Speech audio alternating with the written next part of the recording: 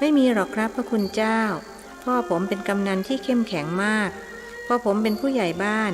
บารมีของพ่อก็ยังคุ้มกันอยู่พวกโจรผู้ร้ายไม่กล้าเข้ามายุ่มย่ามทางเมืองสิงห์เป็นอย่างไรบ้างครับเขาถามไม่ค่อยดีเท่าไรโยมพ่อต้องย้ายบ้านเข้ามาอยู่ในตลาดก็เพราะโจรผู้ร้ายชุกชุมปล้นวัวปล้นควายไม่เว้นแต่ละวันเบียดเบียนกันเหลือเกินท่านบ่นไกลๆคนเรานี่ก็แปลกนะครับท่านไม่รู้จักคุณค่าของตัวเองการเกิดมาเป็นมนุษย์ได้เพศบริสุทธิ์ก็ประเสริฐนักหนาแล้วยังจะมาเบียดเบียนข่มเหงกันทำให้ค่าของความเป็นมนุษย์ลดลงไปเท่ากับเดรัจฉานผู้ใหญ่บ้านวัย84ปรารภนั่นสิบางครั้งมนุษย์ยังแย่กว่าเดรัจฉานเสียอีกโดยเฉพาะพวกที่ถูกโมหะครอบงำโยมเคยเห็นพวกสัตว์มันผลิตอาวุธขึ้นมาฆ่าล้างผลาญกันไหมไม่เคยครับอย่างเก่งมันก็แค่ยกพวกมากัดกันต่อสู้กันตัวไหนแพ้ก็เจ็บหรือตายไปแล้วมันก็เลิกกันแต่มนุษย์ซึ่งได้ชื่อว่าเป็นสัตว์ประเสริฐกลับคิดค้นประดิษฐ์อาวุธขึ้นมาประหัตประหารกันล้มตายคราวละเป็นพันเป็นหมื่นแล้วยังจะเรียกตัวเองว่าสัตว์ประเสริฐบุรุษสูงอายุกล่าวแม้สงครามโลกครั้งที่2จะผ่านพ้นไปได้9 ปีแล้วแต่เขายังจำความทุกข์ความเดือดร้อนความสูญเสียที่มนุษย์ได้รับอันเป็นผลพวงมาจากสงครามที่สัตว์ประเสริฐมอบให้สัตว์ประเสริฐด้วยกันนั่นเพราะเขาเข้าใจผิดตั้งหากละโยมพระหนุ่มแย้งเข้าใจผิดยังไงครับเขาถามเข้าใจผิดว่ามนุษย์เป็นสัตว์ประเสริฐน่ะสิความจริงมันต้องมีเงื่อนไขอะไรครับดูเหมือนว่าบุรุษสูงวัยไม่เข้าใจมากขึ้นเงื่อนไขที่ว่ามนุษย์จะเป็นสัตว์ประเสริฐได้เพราะการฝึกซึ่งหมายถึงการฝึกด้วยศีลสมาธิปัญญาพระพุทธองค์ตรัสไว้ชัดเจนว่าทันโตเศรษโธมนุษย์เสสุแปลว่าในหมู่มนุษย์คนประเสริฐคือคนที่ฝึกแล้วเพราะฉะนั้นหากจะเปรียบเทียบกับเดรัจฉานมนุษย์ที่ฝึกแล้วจึงดีกว่าส่วนมนุษย์ที่ไม่ได้ฝึกนั้นเลวกว่าเช่นพวกที่เป็นต้นเหตุให้เกิดสงครามจัดว่าเลวกว่าเดรัจฉานเพราะเขายังมิได้ฝึกพระเจริญอธิบายอย่างนั้นหรือครับแม้ผมก็หลงเข้าใจผิดมานานว่ามนุษย์เป็นสัตว์ประเสริฐที่แท้มันต้องมีเงื่อนไขคุยกับพระคุณเจ้าทำให้ผมได้ความรู้อีกเยอะเขาเหลือบมองนาฬิกาที่แขวนอยู่ที่ผนังแล้วพูดว่าอีกตั้ง2 ชั่วโมงกว่าจะถึงเพลนิมนต์พระคุณเจ้าจำวัดเอาแรงสักงีบเถิดครับเดินทางมาไกลคงจะอยากพักผ่อนไม่เป็นไรหรอกโยมอาตมาไม่เคยนอนกลางวันโยมยายสอนไว้ตั้งแต่อาตมาเป็นเด็กว่าคนนอนกลางวันเป็นคนเกียจคร้านเสียการเสียงานโยมยายพูดเป็นคติเตือนใจไว้ว่านอนงานนานน้อยกินบ่อยเงินหมดมีเงินหน้าสดหมดเงินหน้าแห้งแล้งน้ำใจโยมยายของท่านสอนเก่งนะครับเก่งมากเชียวละที่อาตมาเป็นผู้เป็นคนอยู่จนทุกวันนี้ก็เพราะมีโยมยายคอยอบรมสั่งสอนนี่แหละสมัยเด็กๆอาตมาเกเรมากโยมพ่อโยมแม่ก็เอาไม่อยู่มีโยมยายคนเดียวที่ปราบอาตมาได้ผู้ใหญ่บ้านแอบสังเกตว่าพระหนุ่มดูจะมีความสุขเมื่อได้พูดถึงโยมยายของท่านแต่ผมคิดว่าพระคุณเจ้าต้องเป็นผู้มีบุญวาสนาจึงสามารถพลิกผันหันเหชีวิตให้มาอยู่ในเส้นทางของความดีงามได้คนเราต้นคดปลายตรงก็ยังประเสริฐกว่าคนที่ต้นตรงปลายคดนะครับนั่นสิภาษาพระเขาเรียกว่ามามืดไปสว่างซึ่งดีกว่ามาสว่างไปมืดพระหนุ่มอธิบาย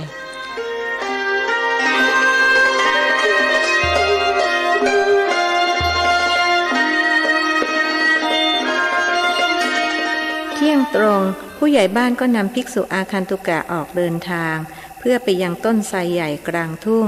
ที่พระธุดงค์รูปหนึ่งมาปักกรดอยู่ใต้ต้นเป็นประจำทุกปีสมณะกับคฤหัสถ์พากันเดินลัดเลาะไปตามคันนากระทั่งมาถึงป่าทึบริมทุ่งต้องเดินผ่านป่าไปทะลุอีกด้านหนึ่งบุรุษวัย84บอกพระหนุ่มโยมเหนื่อยหรือยังพระหนุ่มถามเมื่อเดินมาได้ประมาณครึ่งทางไม่เหนื่อยเลยครับ แต่ถ้าพระคุณเจ้าเหนื่อยจะหยุดพักกันก่อนก็ได้ผู้ใหญ่บ้านบอกไม่เป็นไรอาตมาเพียงแต่ห่วงโยมเพราะเห็นว่าอายุมากแล้วโยมแข็งแรงดีเหลือเกินท่านชมครับผมก็รู้สึกอย่างนั้นเพราะคนวัยเดียวกับผมก็พากันล้มหายตายจากไปเกือบหมดที่ยังอยู่ก็ไปไหนมาไหนไม่ไหวแล้วบุรุษสูงวัยบอกกล่าวหมู่จักจั่นเรไรส่งเสียงร้องดังอึงกระนึงไปทั่วทั้งป่าพระหนุ่มรู้สึกเพลิดเพลินใจที่ได้ยินจึงพูดขึ้นว่าจักจั่นร้องเพลงได้ไพเราะเหลือเกินอาตมาว่าเสียงของมันแปลกดีเป็นเสียงที่มนุษย์ไม่สามารถเรียนแบบได้มันไม่ได้ร้องเพลงหรอกครับพระคุณเจ้าเสียงที่ท่านได้ยินนั้นมาจากตัวผู้ซึ่งมันมีอวัยวะพิเศษสำหรับทำเสียงให้ได้ยินไปไกลจักจั่นตัวเมียทำไม่ได้เพราะไม่มีอวัยวะพิเศษเหมือนตัวผู้ภิกษุสูงวัยอธิบายอย่างนั้นหรอกหรืออาตมาก็นึกว่าเสียงร้องเพลงแปลกดีธรรมชาตินี่มีอะไรลึกลับซับซ้อนนะโยมนะครับผมว่าเป็นบุญของจักจั่นพวกนี้ที่ป่าอยู่ห่างไกลจากหมู่บ้านไม่เช่นนั้นพวกเด็กๆก็มาสอยไปปิ้งกินหมดกินได้ด้วยหรือโยมได้ครับเห็นเขาว่าอร่อยเสียด้วยแต่ผมเองไม่เคยกินตอนเด็กๆผมก็ไม่เคยจับมันไปปิ้งเพื่อนๆเขาว่าผมเป็นคนประหลาดพวกเขากินได้ทั้งนั้นไม่ว่าจะเป็นแย้กบอึ่งเขียดเจอเป็นจับไปกินหมดมีผมคนเดียวที่ไม่ยอมกินผู้ใหญ่บ้านวัย84เล่าความหลังอาตมารู้แล้วว่าทำไมโยมถึงอายุยืนแล้วก็แข็งแรงอย่างนี้เพราะโยมไม่ฆ่าสัตว์ไม่เบียดเบียนสัตว์นั่นเองพระพุทธองค์ตรัสเหตุแห่งการทำให้อายุสั้นว่าเพราะชอบฆ่าสัตว์ตัดชีวิตเหตุแห่งความเป็นคนมีโรคมากเพราะชอบเบียดเบียนสัตว์เมื่อโยมไม่สร้างเหตุ2ประการนี้โยมจึงอายุยืนและไม่มีโรคภัยเบียดเบียนคงจะจริงครับพระคุณเจ้าเพราะเพื่อนๆผมส่วนใหญ่จะอายุสั้นส่วนพวกที่อายุยืนหน่อยก็ขี้โรคเจ็บอดๆแอดๆ3 วันดี4 วันไข้เวรกรรมนี่ไม่ต้องรอไปดูชาติหน้าเลยนะครับชาตินี้ก็เห็นกันอยู่ผู้ใหญ่บ้านตั้งข้อสังเกตนั่นสิเมื่อก่อนอาตมาไม่เชื่อเรื่องอย่างนี้ถึงได้ก่อกรรมทำเขียนไว้มากมายยังไม่รู้เหมือนกันว่าวันใดผลกรรมจะตามสนองถ้ายังไงก็ขอให้เป็นชาตินี้เถอะรอไปชาติหน้าคงสู้ดอกเบี้ยไม่ไหวบาปบุญก็มีดอกเบี้ยเหมือนกันนะโยมพระเจริญว่า1 ชั่วโมงผ่านไปสมณะกับคฤหัสถ์ก็พากันมาถึงต้นไทรใหญ่กลางทุ่งใต้ต้นไทรมีพระภิกษุรูปหนึ่งนั่งขัดสมาธิหลับตาอยู่ดูจากร่างกายสังขารคะเนว่าคงจะอายุราว70 ปีผมยาวประมาณครึ่งกระเบียดทุกเส้นดำสนิทไม่มีงอกแม้แต่เส้นเดียวผิวดำรูปร่างสูงใหญ่แบบนักรบโบราณสวดทรงสมส่วนไม่อ้วนไม่ผอมภิกษุหนุ่มเข้าไปกราบแล้วพูดว่าหลวงพ่อครับผมพระเจริญมากราบนมัสการหลวงพ่อครับภิกษุใต้ต้นไทรยังคงนั่งหลับตานิ่งพระหนุ่มจึงพูดอีกว่าหลวงพ่ออยู่วัดไหนครับส่วนผมอยู่วัดพรหมบุรีจังหวัดสิงห์บุรีอุตส่าห์ดั้นด้นมาหาหลวงพ่อต้องเดินทางรอนแรมมาหลายวันกว่าจะถึงผมพักอยู่กับโยมที่เคยเป็นผู้ใหญ่บ้านที่หลวงพ่อเคยพูดกับเขาเมื่อปีที่แล้วไงครับไม่มีเสียงตอบจากผู้ที่นั่งขัดบัลลังก์อยู่ใต้ต้นไทรเช่นเคยพระเจริญไม่ละความพยายามถามท่านว่าหลวงพ่อทำไมไม่พูดผมรู้ว่าหลวงพ่อพูดได้เมื่อปีที่แล้วหลวงพ่อยังพูดกับโยมผู้ใหญ่บ้านเลยเมื่อท่านไม่พูดไม่ยอมลืมตาพระหนุ่มมองหน้าผู้ใหญ่บ้านเป็นเชิงขอความเห็นว่าจะทำอย่างไรดีบุรุษวัย84ได้แต่สั่นศีรษะน้อยๆเป็นเชิงว่าไม่มีความเห็นใดๆพระหนุ่มจึงต้องพึ่งตัวเองต่อไปหลวงพ่อครับพูดกับผมบ้างเถิดครับผมจะมาขอเรียนวิชายืดเหรียญได้ข่าวว่าคนมาเรียนที่นี่ได้ไปยืดเหรียญขายเหรียญละ10,000-20,000ดูเหมือนผู้ที่นั่งขัดบัลลังก์ไม่ยอมรับรู้คำบอกเล่าของภิกษุหนุ่มพระเจริญมิรู้จะทำประการใดจึงกวาดสายตาสำรวจดูว่าท่านมีเครื่องอัฐบริขารอะไรบ้างก็เห็นมีบาทอยู่ใบหนึ่งถ ถูกแขวนไว้ที่กิ่งไทรเช่นเดียวกับกรดมีกาน้ำใช้กระบอกไม้ไผ่ต่างแก้วสำหรับรินน้ำมีเพียงเท่านี้เห็นท่านนั่งนิ่งพระหนุ่มจึงคิดหาอุบายที่จะทำให้ท่านพูดหรือว่าสิ่งที่เราถามนั้นไร้สาระจึงไม่ได้รับคำตอบต้องเปลี่ยนเรื่องถามคิดดังนี้จึงพูดเสียใหม่ว่าพระเดชพระคุณหลวงพ่อที่เคารพผมเป็นพระบวชใหม่ความรู้ทางธรรมยังน้อยจึงใคร่จะมากราบเรียนถามพระเดชพระคุณหลวงพ่อเกี่ยวกับเรื่องธรรมะและการปฏิบัติครับคราวนี้ผู้ที่นั่งขัดบัลลังก์ลืมตาแสดงว่าพระหนุ่มถามถูกจุดสติปัฏฐานสี่ระลึกชาติได้รู้กฎแห่งกรรมเกิดปัญญาแก้ปัญหาได้ท่านพูดโดยมิได้มองหน้าคนฟังผมไม่เข้าใจครับหลวงพ่อได้โปรดอธิบายขยายความให้ผมฟังด้วยเถิดผมเพิ่งจะบวชได้5 พรรษาเท่านั้นเธอได้นักธรรมโทแล้วไม่ใช่หรือได้แล้วครับพระหนุ่มตอบอย่างภาคภูมิได้มาได้ยังไงในเมื่อสิ่งที่ฉันพูดมานั้นอยู่ในหลักสูตรนักธรรมตรีแล้วเธอได้นักธรรมโทมาได้ยังไงท่านถามย้ำผมสอบได้ครับ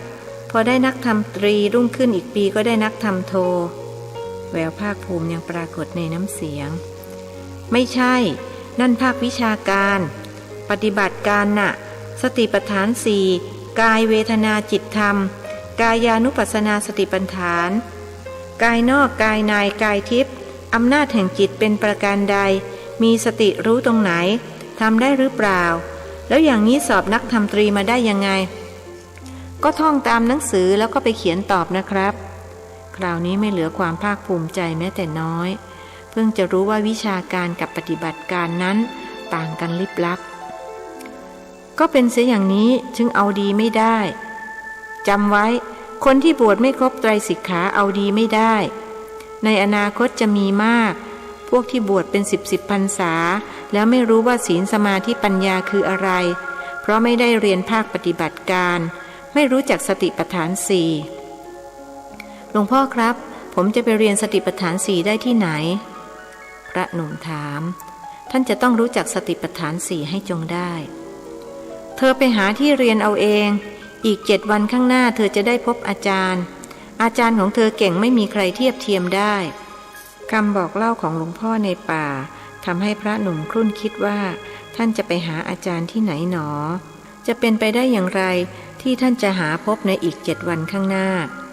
จังหวัดสิงห์บุรีก็ไม่เห็นมีครูบาอาจารย์เก่งๆสักองค์เดียวที่เก่งๆก็มรณภาพไปเสียแล้วเหมือนรู้ว่าพระหนุ่มกำลังคิดอะไรอยู่หลวงพ่อในป่าจึงพูดขึ้นว่าเอาละเราจะให้ปริศนาเธอไปคิดเป็นการบ้าน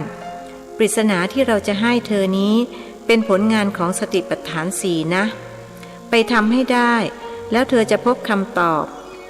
ปริศนามีว่าอยากเรียนรู้ถามหญิงคันหูกอยากทำถูกถามเด็กเลี้ยงควายคน3 บ้านกินน้ำบ่อเดียวเดินทางเดียวอย่าเหยียบรอยกันณอยู่หัว3 ตัวอย่าละณอยู่ที่ไหนตามไปเอามาให้ได้แม้จะไม่เข้าใจความหมายในปริศนาหากพระเจริญก็จำได้ทุกตัวอักษรท่านคิดว่าจะต้องหาครูบาอาจารย์มาสอนสติปัฏฐานสี่เพื่อเฉลยปริศนานี้ให้ได้ระหว่างที่พระหนุ่มสนทนากับหลวงพ่อในป่าโยมผู้ใหญ่บ้านนั่งนิ่งฟังอย่างเดียวเขาถือคติตาดูหูฟังปากนิ่งเป็นคุณสมบัติของบัณฑิตเมื่อหลวงพ่อในป่าให้ปริศนาพระหนุ่มแล้วก็นั่งหลับตาดังเดิมดูท่าทางท่านพูดน้อยมากพระเจริญคิดว่ากลางวันท่านคงจะพูดน้อยกลางคืนอาจจะพูดมากกว่านี้ก็ได้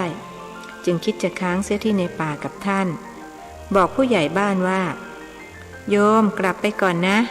อาตมาจะขอพักกับท่านที่นี่สักคืนเพื่อจะได้เรียนธรรมะจากท่านได้ครับแล้วพรุ่งนี้ผมจะมารับพระคุณเจ้าไปฉันที่ในหมู่บ้านอดีตผู้ใหญ่บ้านบอกอย่าลำบากเลยโยมอาตมากลับเองได้พรุ่งนี้อาตมาจะกลับแต่เช้าหรือถ้าไม่กลับก็ไม่ต้องห่วงบุรุษวัย84จึงพูดกับหลวงพ่อดำเป็นครั้งแรกว่าหลวงพ่อครับผมกราบนมัสการลาละครับเขาก้มลงกราบท่าน3 ครั้งแล้วจึงลุกออกมามุ่งหน้าเดินกลับหมู่บ้าน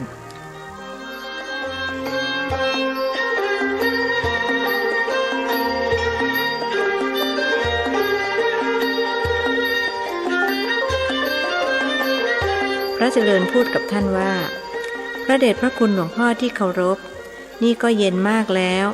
คืนนี้ผมขอค้างที่นี่กับหลวงพ่อสักคืนนะครับหลวงพ่อดำลืมตามองหน้าพระหนุ่มแล้วพูดว่ากลับไปค้างในหมู่บ้านก่อนเธอยังไม่สมควรที่จะนอนกับเรารอให้อายุ45 ปีค่อยพบกันพูดจบท่านก็นั่งหลับตาอีกพบที่ไหนครับหลวงพ่อผมจะพบหลวงพ่อได้อีกที่ไหนแล้วทำไมต้องรอให้อายุ45 ปีเสียก่อนอีกตั้ง20 ปีเชียวนะครับไม่มีคำตอบจากสมณะที่นั่งขัดบัลลังก์อยู่เบื้องหน้าพระเจริญจะพูดอย่างไรท่านก็ไม่ยอมลืมตาเดี๋ยวหลังไปมองดูผู้ใหญ่บ้านเห็นไปได้ไม่ไกลนักจึงตัดสินใจที่จะกลับไปนอนค้างในหมู่บ้านลาพระในป่าว่าหลวงพ่อครับผมจะเชื่อฟังหลวงพ่อ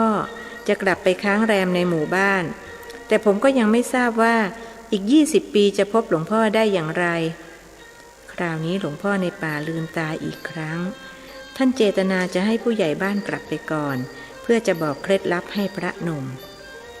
เธอไปเรียนสติปัฏฐาน4กับอาจารย์ของเธอที่จะพบกันในอีก7 วันข้างหน้าเรียนแล้วก็ปฏิบัติให้เกิดความชำนาญจนสามารถแก้ปริศนาได้พออายุ45เมื่อต้องการจะพบฉันให้เธอปฏิบัติดังนี้ท่านบอกเคล็ดลับ3 ข้อและย้ำว่าจะให้บุคคลที่3ล่วงรู้ไม่ได้เป็นอันขาดจากนั้นพระหนุ่มจึงกราบลาท่านเดินทางกลับไปยังหมู่บ้านผู้ใหญ่บ้านวัย84เดินมาถึงป่าทึบริมทุ่งก่อนที่จะเดินผ่านป่าเขาเหลียวกลับไปดูเพื่อให้แน่ใจว่าพระหนุ่มยังอยู่กับหลวงพ่อองค์นั้นครั้นเห็นพระเจริญเดินตามมาแต่ไกลจึงหยุดรอสุดกายลงนั่งบนคันนาด้วยรู้สึกเมื่อยขาเต็มทนท่านไม่อนุญาตให้นอนค้างด้วยหรือครับเขาถามเมื่อพระหนุ่มเดินมาทันถูกแล้วโยมอีก20 ปีจึงจะได้พบท่านถึงตอนนั้นท่านก็คงอายุ90 ปีสังขารร่างกายคงเปลี่ยนไปจากเดิมแต่ผมค่อนข้างแน่ใจว่าท่านจะไม่เปลี่ยนนะครับเพราะตลอดระยะเวลา70 กว่าปีที่ผมเห็นท่านมาท่านก็รูปร่างอย่างนี้อายุเท่านี้ซึ่งผมว่าเป็นเรื่องแปลกมากและผมก็ค่อนข้างมั่นใจว่าอีก20 ปีข้างหน้าท่านก็จะไม่เปลี่ยนไปจากนี้พระคุณเจ้าคอยสังเกตดูนะครับโยมก็ช่วยอาตมาสังเกตด้วยก็แล้วกันเพราะโยมเห็นท่านทุกปีไม่ใช่หรือครับแต่ผมคงจะอยู่ต่อไปไม่ถึง20 ปีกระมังที่อยู่มาถึงป่านนี้ก็เกินหน้าเกินตาเพื่อนฝูงมามากแล้วบุรุษวัย84ว่าถ้าเช่นนั้นก็อยู่ต่ออีก15 ปีก็แล้วกันให้ถึง99เท่าโยมยายของอาตมาโยมยายของพระคุณเจ้าอายุ99 ปีแล้วหรือครับตอนนี้93แต่หลวงพ่อเดิมท่านบอกโยมยายจะอายุถึง99 ปีอาตมาก็เชื่อท่านเพราะท่านพูดอะไรไม่เคยผิดสักครั้งหลวงพ่อเดิมวัดหนองโพจังหวัดนครสวรรค์ใช่ไหมครับถูกแล้วโยมรู้จักท่านหรือรู้จักดีครับสมัยที่ท่านยังมีชีวิตอยู่ผมเคยไปกราบท่านหลายครั้งท่านเป็นพระที่มีศีลบริสุทธิ์และอบรมศีลสมาธิปัญญามาอย่างดีจึงมีญาณวิเศษที่สามารถล่วงรู้อดีตและอนาคตได้เหมือนกับหลวงพ่อในป่าองค์นั้นต่างกันตรงที่หลวงพ่อในป่าท่านไม่พูด70 กว่าปีที่ผมเห็นท่านเคยพูดกับผมครั้งเดียวคือเมื่อปีที่แล้วเท่านั้นแล้วท่านก็ไม่พูดกับผมอีกพระคุณเจ้ามีบุญวาสนามากที่ท่านพูดด้วยผมไม่เคยเห็นท่านพูดกับใครมาก่อนเลยจริงๆนะครับพระหนุ่มอยากจะบอกโยมผู้ใหญ่บ้านว่านอกจากพูดด้วยแล้วท่านยังบอกเคล็ดลับ3 ข้อเพื่อที่จะพบกับท่านในอีก20 ปีข้างหน้าแต่ถ้าบอกก็จะเป็นการละเมิดสัญญาที่ให้ไว้กับท่านจึงต้องเก็บไว้เป็นความลับสุดยอด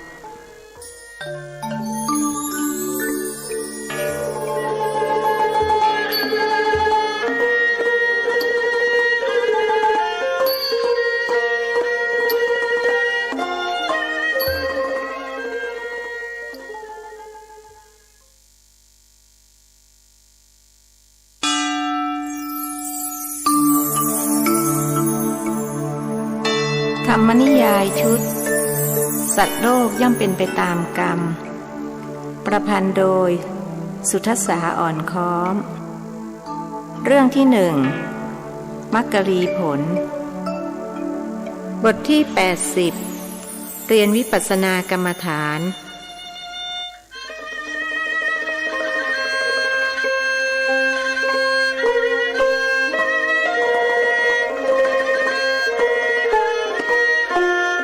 เมื่อพระเจริญกลับมาถึงวัดพรหมบุรีสมภารช่อได้บอกให้ทราบเรื่องที่สมเด็จพระพุทธาจารย์สังฆมนตรีว่าการปกครองทั่วราชอาณาจักรมีหนังสือแจ้งมายังเจ้าคณะจังหวัดทุกจังหวัดให้ส่งพระที่จะเป็นอุปชฌาย์ในอนาคตไปเข้าอบรมวิปัสสนากรรมฐานที่วัดมหาธาตุเมื่อไปเป็นอุปชฌาย์จะได้สอนกรรมฐานให้ลูกศิษย์ได้นอกจากนี้ยังออกระเบียบเฉพาะกิจไว้ว่าภิกษุรูปใดมิได้ผ่านการอบรมวิปัสสนากรรมฐานจะไม่ได้รับการแต่งตั้งให้เป็นอุปัชฌาย์เพราะขาดคุณสมบัติของการเป็นวิปัสสนาจารย์เป็นโอกาสดีของเธอแล้วที่จะได้ไปศึกษาหาความรู้เพื่อจะได้เป็นอุปัชฌาย์ต่อไปในโอกาสหน้าสมภารช่อบอกพระเจริญแต่อายุพรรษาผมยังน้อยนี่ครับหลวงพ่อแค่5 พรรษาจะเป็นอุปัชฌาย์ได้ยังไงพระหนุ่มติงเพราะการเป็นอุปัชฌาย์ได้นั้นจะต้องบวชติดต่อกันไม่น้อยกว่า10 พรรษาก็ไปเรียนมาเสียก่อนพออายุพรรษาครบเขาก็จะได้พิจารณาแต่งตั้งเธอเพราะมีคุณสมบัติครบถ้วนหลวงพ่อช่ออธิบายทำไมหลวงพ่อไม่ส่งรูปที่พรรษาแก่กว่าผมไปล่ะครับผมเกรงว่าจะเป็นการข้ามหน้าข้ามตาพระเจริญแนะนำไม่มีใครเหมาะสมเท่าเธอ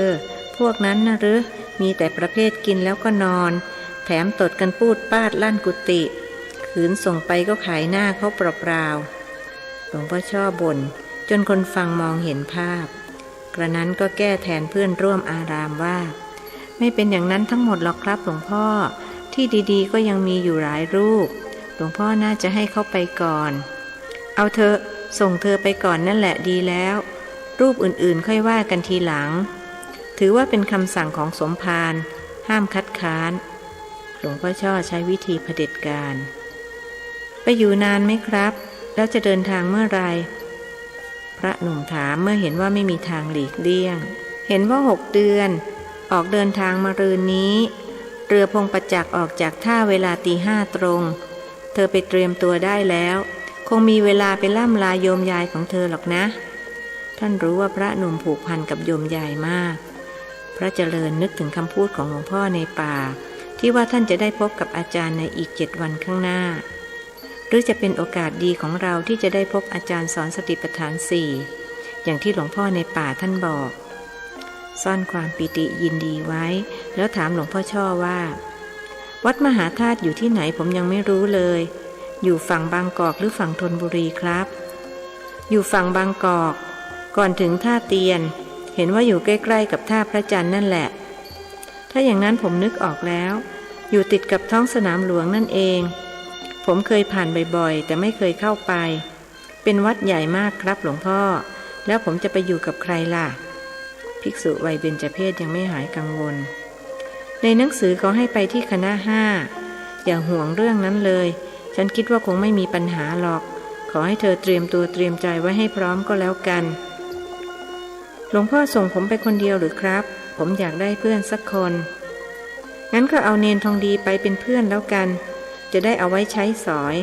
ทางโน้นคงไม่ว่าอะไรสมภารช่ออนุญาตเนนทองดีที่พูดติดอ่างหรือครับคนนั้นแหละแต่ถึงแกจะพูดไม่คล่องก็ทำงานคล่องนะ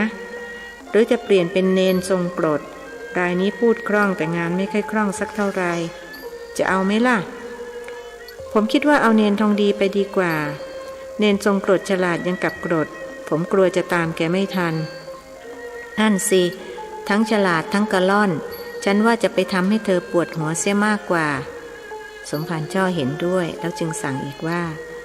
ไปบอกเนนทองดีให้รู้ตัวเสียก่อนจะได้มีเวลาไปล่ำลาญาติโยมบอกว่าฉันอนุญาตแล้ว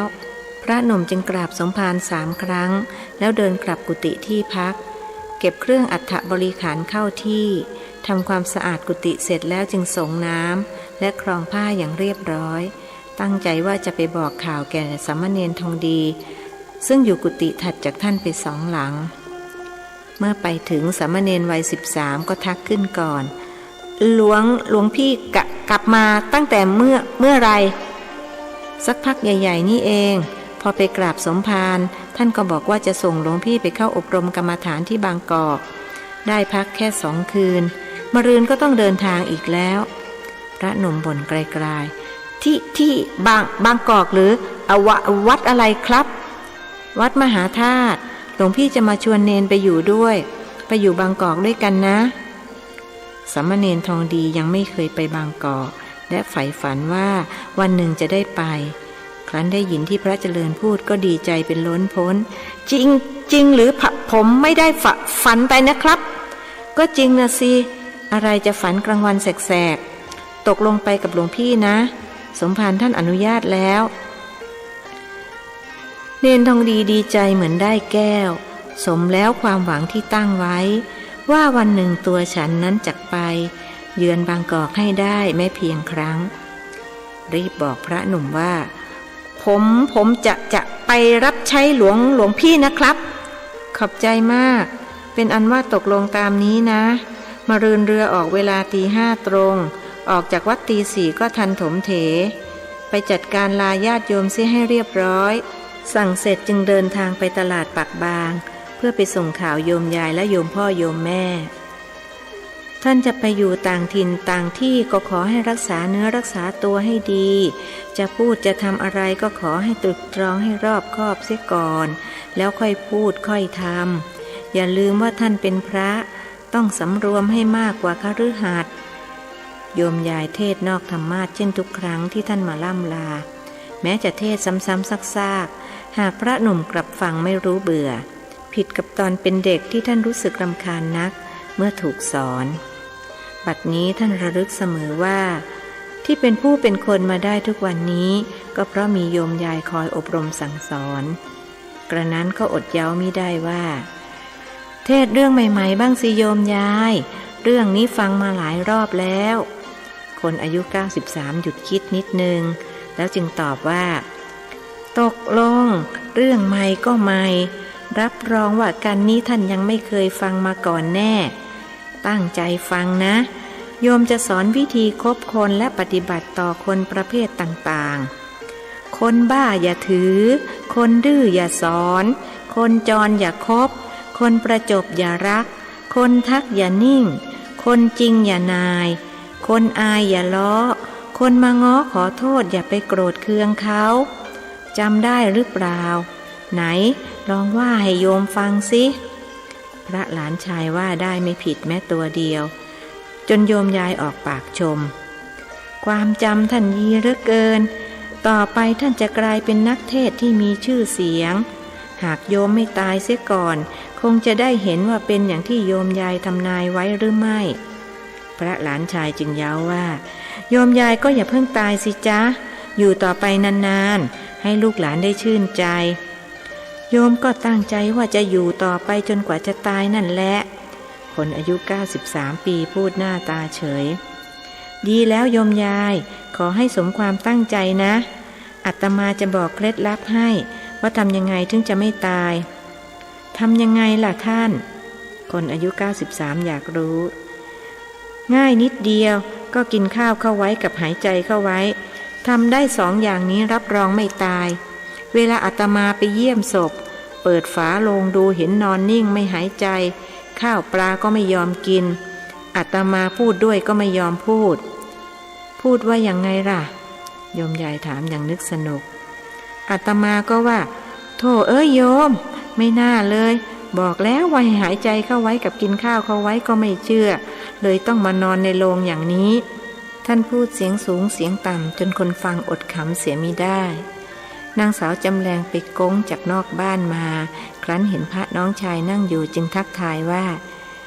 ไงล่ะท่านเมื่อไรจะสึกกลิ่นเหล้าโชยมากับคำถามพระเจริญจึงตอบว่าคงไม่สึกหรอกประเดี๋ยวจะต้องเมาเช้าเมาเย็นเหมือนคนบางคนแต่มันมีความสุขนะท่านยังไงก็ดีกว่าบวชเป็นพระแหละข้าวเย็นก็กินไม่ได้เหล้าก็กินไม่ได้อึดอัดตายเลย อยู่อย่างนี้ดีกว่ามีความสุขกว่าเยอะความสุขของคนชั่วแต่เป็นความทุกข์ของคนดีคนอายุ93พูดลอยๆชั่วหรือดีมันก็ต้องตายทุกคนแหละยายไหนๆก็ต้องตายก็ควรจะหาความสุขเข้าไว้ก่อนจริงไหมหล่อนถามพระน้องชายอาจจะจริงของโยมแต่ไม่จริงของอาตมาพระเจริญตอบท่านมาเยี่ยมโยมยายทีไรเป็นได้เห็นพี่สาวอยู่ในสภาพเมาไม้ไม่ได้เรื่องทีนั้นไม่ผิดกับโยมป้าเหรียญเลยสักนิดท่านอย่าไปถือนางจำแรงมันเลยคนบ้าอย่าถือคนดื้ออย่าสอนคนเมาก็ไม่ผิดกับคนบ้านางคนนี้มันทั้งบ้าทั้งดื้อขืนสอนไปก็ไร้ประโยชน์อาตมาจะเชื่อโยมยายอ้อโยมพ่อกับโยมแม่กลับมาพอดีทิดพองกับแม่จวนเห็นพระลูกชายก็เข้ามากราบพระหนุ่มถามโยมบิดาและโยมมารดาว่าโยมพ่อกับโยมแม่ไปไหนมาหรือพาโยมแม่เข้าไปหาหมอที่สุขศาลาท่านมานานแล้วหรือครับทิดพองถามพักใหญ่ๆแล้วโยมแม่ป่วยเป็นอะไรจ๊ะถามอย่างเป็นห่วงก็ปวดหัวตัวร้อนตามปกตินั่นแหละจ้าโยมเป็นคนมีกรรมเบียดเบียนชีวิตสัตว์มามากเลยต้องมาเจ็บไข้ได้ป่วยอยู่อย่างนี้พระเจริญนึกถึงตอนที่ท่านเป็นเด็กโยมมารดาของท่านมีลูกถึง10 คนต้องฆ่าปูปลาเป็ดไก่เลี้ยงลูกๆหากไม่ทำก็จะไม่มีอะไรให้ลูกกินกว่าลูกจะโตโยมมารดาจึงเบียดเบียนชีวิตสัตว์มาต่อมากต่อมากท่านเห็นความแตกต่างอย่างชัดเจนระหว่างกรรมดำกับกรรมขาวการที่โยมมารดากลายเป็นคนขี้โรคก็เพราะกรรมดำโยมยายอายุยืนสุขภาพแข็งแรงเพราะกรรมขาวนี่กระมังพระพุทธองค์จึงตรัสสอนเวนยศาสตร์ว่า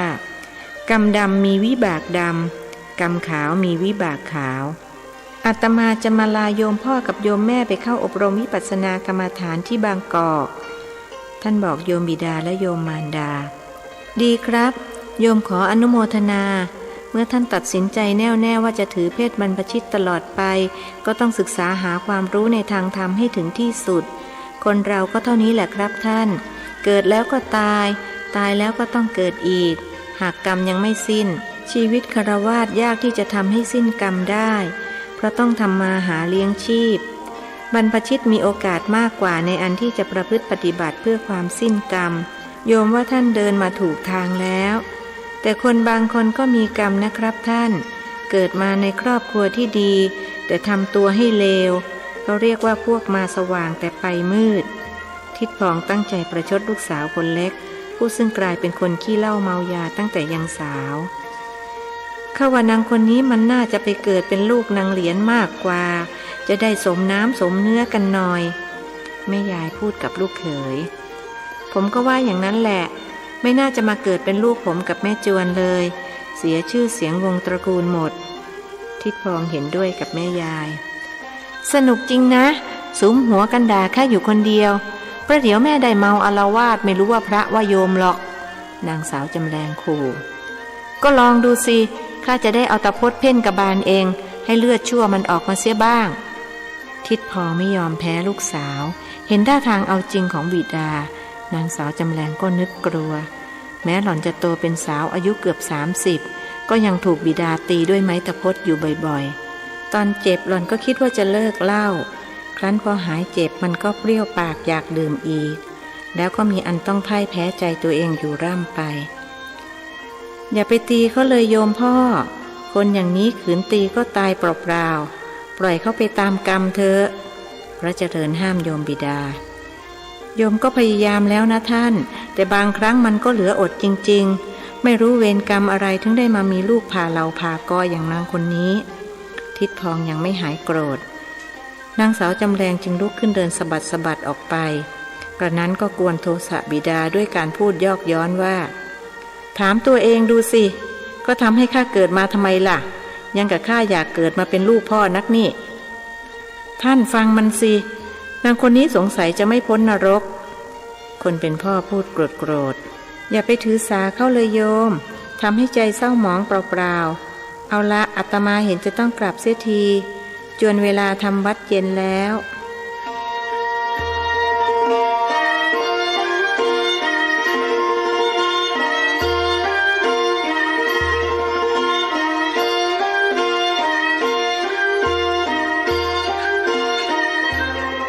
เรือพงประจักษ์ใช้เวลาวิ่ง12 ชั่วโมงจึงถึงบางกอกพระเจริญกับสามเณรทองดีขึ้นจากเรือที่ท่าพระจันทร์แล้วจึงพากันเดินไปยังคณะ5วัดมหาธาตุมีพระจากต่างจังหวัดหลายรูปเดินทางมาเข้ารับการอบรมพระที่เป็นเจ้าหน้าที่ต้อนรับขับสู้อย่างดีและได้จัดให้พระเจริญพักห้องเดียวกับสามเณรทองดีเนื่องจากห้องมีจำกัดท่านเดินทางมาเหนื่อยๆขอให้พักผ่อนตามสบายคืนหนึ่งก่อนพรุ่งนี้หลังจากทำวัดเช้าแล้วจะได้ทำพิธีขอกรรมฐานพอดีท่านเจ้าคุณอาจารย์ท่านไม่อยู่ไปสอนกรรมฐานที่คุกบางขวางกว่าจะกลับก็ดึก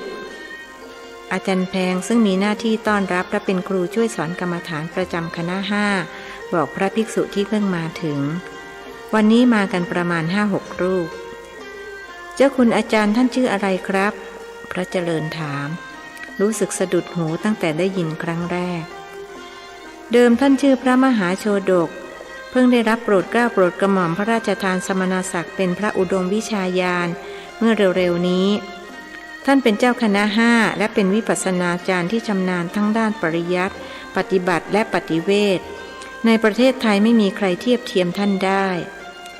ฟังอาจารย์แพงพรรณนาคุณสมบัติของท่านเจ้าคุณอาจารย์แล้วพระเจริญค่อนข้างแน่ใจว่าจะต้องเป็นบุคคลที่หลวงพ่อในป่าบอกว่าจะเป็นอาจารย์ของท่านพระหนุ่มนึกถึงถ้อยคำของพระในป่าที่ว่าท่านจะได้พบอาจารย์ในอีก7 วันข้างหน้า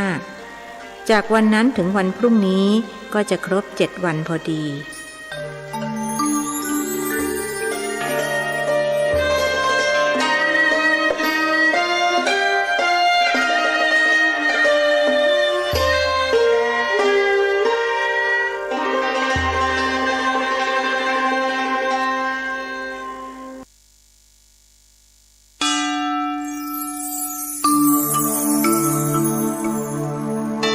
ธรรมนิยายชุด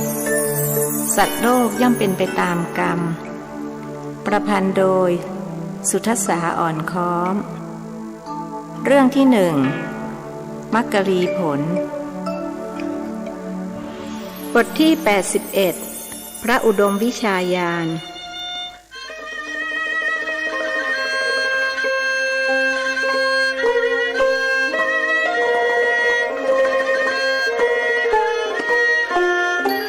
เจ้าคุณอาจารย์หรือพระอุดมวิชาญาณเถระ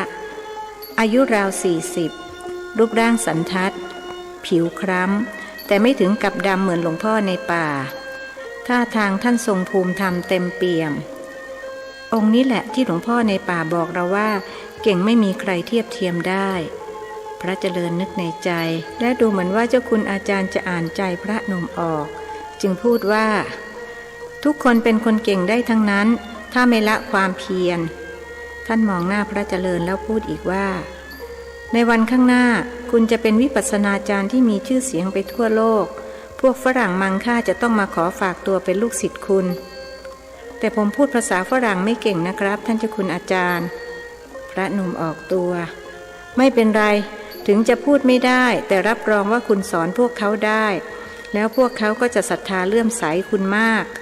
อายุ45ไปแล้วคุณจะมีชื่อเสียงก้องโลกแต่ระหว่างนี้คุณต้องศึกษาหาความรู้ใส่ตัวให้มากที่สุดภิกษุวัยเบญจเพสออกแปลกใจ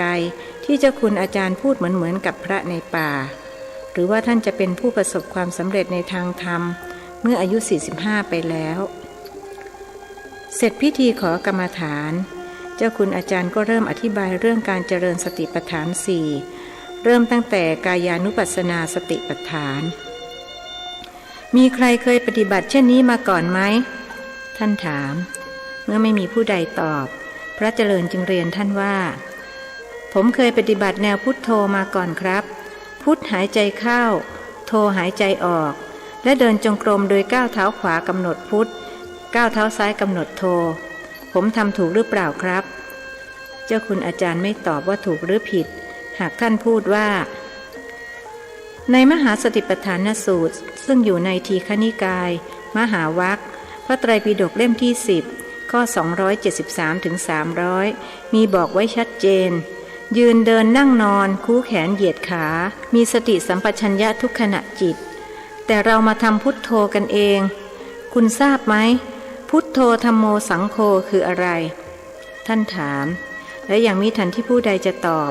ท่านก็ตอบเสียเองว่าพุทโธมาจากพุทธะแปลว่าผู้รู้ผู้ตื่นผู้เบิกบานไม่ว่าหญิงหรือชายก็เป็นพุทธะได้หากปฏิบัติถูกทางและอย่างถูกต้อง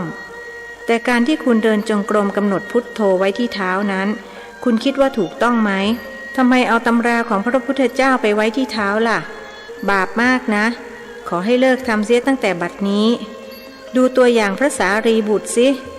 พระอัสสชิอาจารย์ของท่านอยู่ทางทิศไหนท่านจะนอนหันศีรษะไปทางทิศนั้นใช่ไหมต้องเคารพครูบาอาจารย์สิอย่าเอาท่านไปไว้ที่เท้าครับผมจะเลิกทำตั้งแต่บัดนี้เป็นต้นไปผมไม่มีครูบาอาจารย์สอนจึงคิดขึ้นมาเองเพิ่งจะทราบจากท่านเจ้าคุณอาจารย์ว่าบาปมากพระหนุ่มยอมรับความผิดพลาดของตนเอาละถือว่าผิดเป็นครูก็แล้วกันทีนี้ก็จะพูดถึงอานาปานสติการกำหนดพุทหายใจเข้าโทหายใจออกก็คืออานาปานสตินั่นเองแต่ทีนี้เราจะให้เปลี่ยนมากำหนดที่ท้องแทนที่จะเป็นลมหายใจทางจมูกการกำหนดที่ท้องให้กำหนดพองหนอเมื่อท้องพองและกำหนดยุบหนอเมื่อท้องยุบฟังดูไม่ยากใช่ไหมแต่เวลาปฏิบัติจริงยากนะเพราะจิตของเราจะไม่สามารถจับอยู่กับการกำหนดอย่างนี้ตลอดไปมันจะซัดสายไปหาอารมณ์อื่นอยู่ตลอดเวลาซึ่งก็เป็นธรรมชาติของมันเพราะธรรมชาติของจิตคือการเสวยอารมณ์ในสังยุตตนิกายนิทานวรรคพระไตรปิฎกเล่มที่16ข้อ114พระพุทธองค์ตรัสเปรียบเทียบจิตว่าเหมือนลิงพระองค์ตรัสว่าดูก่อนภิกษุทั้งหลายเปรียบเหมือนลิงเที่ยวไปอยู่ในป่าใหญ่ย่อมจับกิ่งไม้มันปล่อยกิ่งนั้นแล้วก็จับกิ่งอื่นมันปล่อยกิ่งนั้นแล้วก็จับกิ่งอื่นมันปล่อยกิ่งนั้นแล้วก็จับกิ่งอื่นฉันใดธรรมชาติที่เรียกว่าจิตบ้างใจบ้างวิญญาณบ้างก็ฉันนั้นธรรมชาตินั้นในกลางคืนกับกลางวันดวงหนึ่งเกิดขึ้นดวงหนึ่งก็ดับไปเมื่อรู้ธรรมชาติของจิตเช่นนี้แล้วเราจะได้หาวิธีทำให้จิตอยู่กับอารมณ์ที่ต้องการเจ้าคุณอาจารย์อธิบายภาคปริยัติจากนั้นจึงให้อาจารย์แพงและมหาหนูสอนภาคปฏิบัติเริ่มจากการเดินจงกรมระยะที่1โดยการกำหนดขวาย่างหนอและซ้ายย่างหนอเมื่อลูกศิษย์เข้าใจกันดีแล้วท่านจึงให้แยกย้ายเข้าไปปฏิบัติในห้องของตนพระเจริญกับสามเณรทองดีเข้ามาปฏิบัติในห้องเดียวกันแบ่งเขตกันเดินจงกรมคนเป็นสามเณรปฏิบัติอย่างเอาจริงเอาจังเดินจงกรมแล้วนั่งเมื่อนั่งจนครบเวลาที่กำหนดแล้วลุกขึ้นเดินจงกรมสลับกันอยู่อย่างนี้กระทั่งถึงเวลาฉันเพลพระเจริญเห็นสามเณรปฏิบัติอย่างขมักเขม้นก็เกิดความวิริยะอุตสาหะดูภายนอกเหมือนว่าท่านตั้งอกตั้งใจปฏิบัติเต็มที่หากภายในจิตใจนั้นมิได้สงบท่านคิดถึงโยมยายเป็นห่วงโยมมารดากังวลเรื่องการสร้างโบสถ์วัดพรหมบุรีว่าจะเสร็จตามกำหนดเวลาหรือไม่พระมหาหนูซึ่งอยู่คณะสลักเป็นผู้สอบอารมณ์เรื่องการปฏิบัติท่านพอใจที่สามเณรทองดีปฏิบัติได้ก้าวหน้ามากกว่าใครในรุ่นนั้นทั้งที่เป็นสามเณรอยู่รูปเดียวนอกนั้นเป็นพระภิกษุอายุตั้งแต่25ไปถึง55เวลาผ่านไป1 เดือนสามเณรทองดีได้เลื่อนขั้นให้มาเดินระยะที่6ขณะที่เพื่อนร่วมห้องคือพระเจริญยังไม่ได้เลื่อนขั้นให้มาเดินระยะที่2พระหนุ่มรู้สึกหงุดหงิดจึงตัดพ้ออาจารย์ผู้สอนว่าท่านมหาเลื่อนขั้นให้ผมบ้างสิผมยังไม่ได้ยกหนอเหยียบหนอเลยได้แต่ขวาย่างหนอซ้ายย่างหนอมาตั้งเดือนแล้วคุณยังเลื่อนไม่ได้เดินระยะที่1ยังสอบไม่ผ่านเลยจะให้เลื่อนได้ยังไงมหาหนูไม่ยอมใจอ่อนทีเนนทำไมท่านเลื่อนให้นี่เขาเดินระยะที่6แล้วผมยังอยู่ระยะที่1อยู่เลยบอกตามตรงว่าผมชักอายเนนแล้วนี่ผมตั้งใจเอาเขามารับใช้นะทำไมถึงข้ามหน้าข้ามตากันอย่างนี้ท่านบ่นก็เขาสอบผ่านผมก็ต้องเลื่อนให้เขานะสิคุณอายเนนก็ดีแล้วจะได้ตั้งใจปฏิบัติผมก็อยากเลื่อนให้คุณจะแย่อยู่แล้วแต่ถ้าคุณสอบไม่ผ่านผมก็เลื่อนให้ไม่ได้มันอันตรายมากรู้ไหมมหาจากคณะสลักอธิบาย ทำไมเนนเขาถึงสอบผ่านล่ะครับนักธรรมตรีเขายังไม่ได้เลยส่วนผมได้นักธรรมโทตั้งแต่พรรษาที่2มันไม่เหมือนกันนี่คุณภาควิชาการกับภาคปฏิบัติการน่ะมันแตกต่างกันลิบลับเนนเขาอายุยังน้อยไม่มีเรื่องคิดกังวลเลยปฏิบัติได้ผลส่วนคุณคงจะกังวลอะไรสักอย่างหรือไม่ก็ครุ่นคิดติดอยู่กับวิชาการเลยปฏิบัติไม่ก้าวหน้าคงจะจริงอย่างที่ท่านมหาพูดมาต่อไปนี้ผมจะพยายามไม่คิดไม่กังวลเป็นอันว่ามะรืนนี้ผมคงได้รับอนุญาตให้ฟังเทศน์ลำดับญาณใช่ไหมครับยังก่อนเพราะคุณยังไม่ผ่านการเดินระยะที่6ส่วนเนนนั้นคงได้ฟังคุณใจเย็นๆนะขอให้เป็นไปตามขั้นตอนผมขอฟังก่อนไม่ได้หรือครับโปรดยกเว้นผมสักคนเถอะภิกษุวัยเบญจเพสอ้อนวอนไม่ได้หรอกคุณมันอันตรายมากเลยถ้าจะทำอย่างนั้นทำไมล่ะครับพระหนุ่มไม่เข้าใจก็มันจะไม่เป็นวิปัสสนานะสิมันจะกลายเป็นวิปัสสนึกไปคือนึกเอาตามใจชอบก็จะไม่ได้ของจริงได้แต่ของปลอมโธ่ท่านให้ผมฟังเถิดครับจะได้รีบกลับวัดนี่ผมยังสร้างโบสถ์ไม่เสร็จเลยถ้าท่านมหาให้ผมฟังเทศน์ลำดับญาณพร้อมกับเนนผมจะได้กลับไปสร้างโบสถ์ต่อพระหนุ่มคิดว่าเป็นเหตุผลที่ฟังขึ้นแต่มหาหนูกลับพูดว่าที่คุณไม่ได้อะไรเพราะคงจะกังวลเรื่องสร้างโบสถ์ค้างอยู่นี่เองต้องปรงให้ได้นะไม่งั้นก็เสียเวลาเปล่าทางนี้ก็ไม่ได้ทางโน้นก็ไม่สำเร็จเลยไม่ได้เรื่องสักทางทำไมคุณไม่คิดว่าไหนๆทางวัดเขาก็ส่งคุณมาแล้วคุณก็ต้องทำหน้าที่ให้ดีที่สุดตัดความกังวลเรื่องอื่นๆออกไปเสียเชื่อผมเถอะขอให้ตั้งใจปฏิบัติต่อไปจนกว่าจะสอบเลื่อนขั้นได้เองไม่ใช่มาขอความเห็นใจหรือมาขอคะแนนจากอาจารย์ภาควิชาการคุณอาจทำอย่างนั้นได้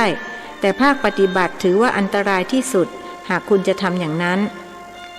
ตกลงท่านมหาจะไม่ใจอ่อนเลยหรือครับผมอุตส่าห์พูดจนเมื่อยปากแล้ว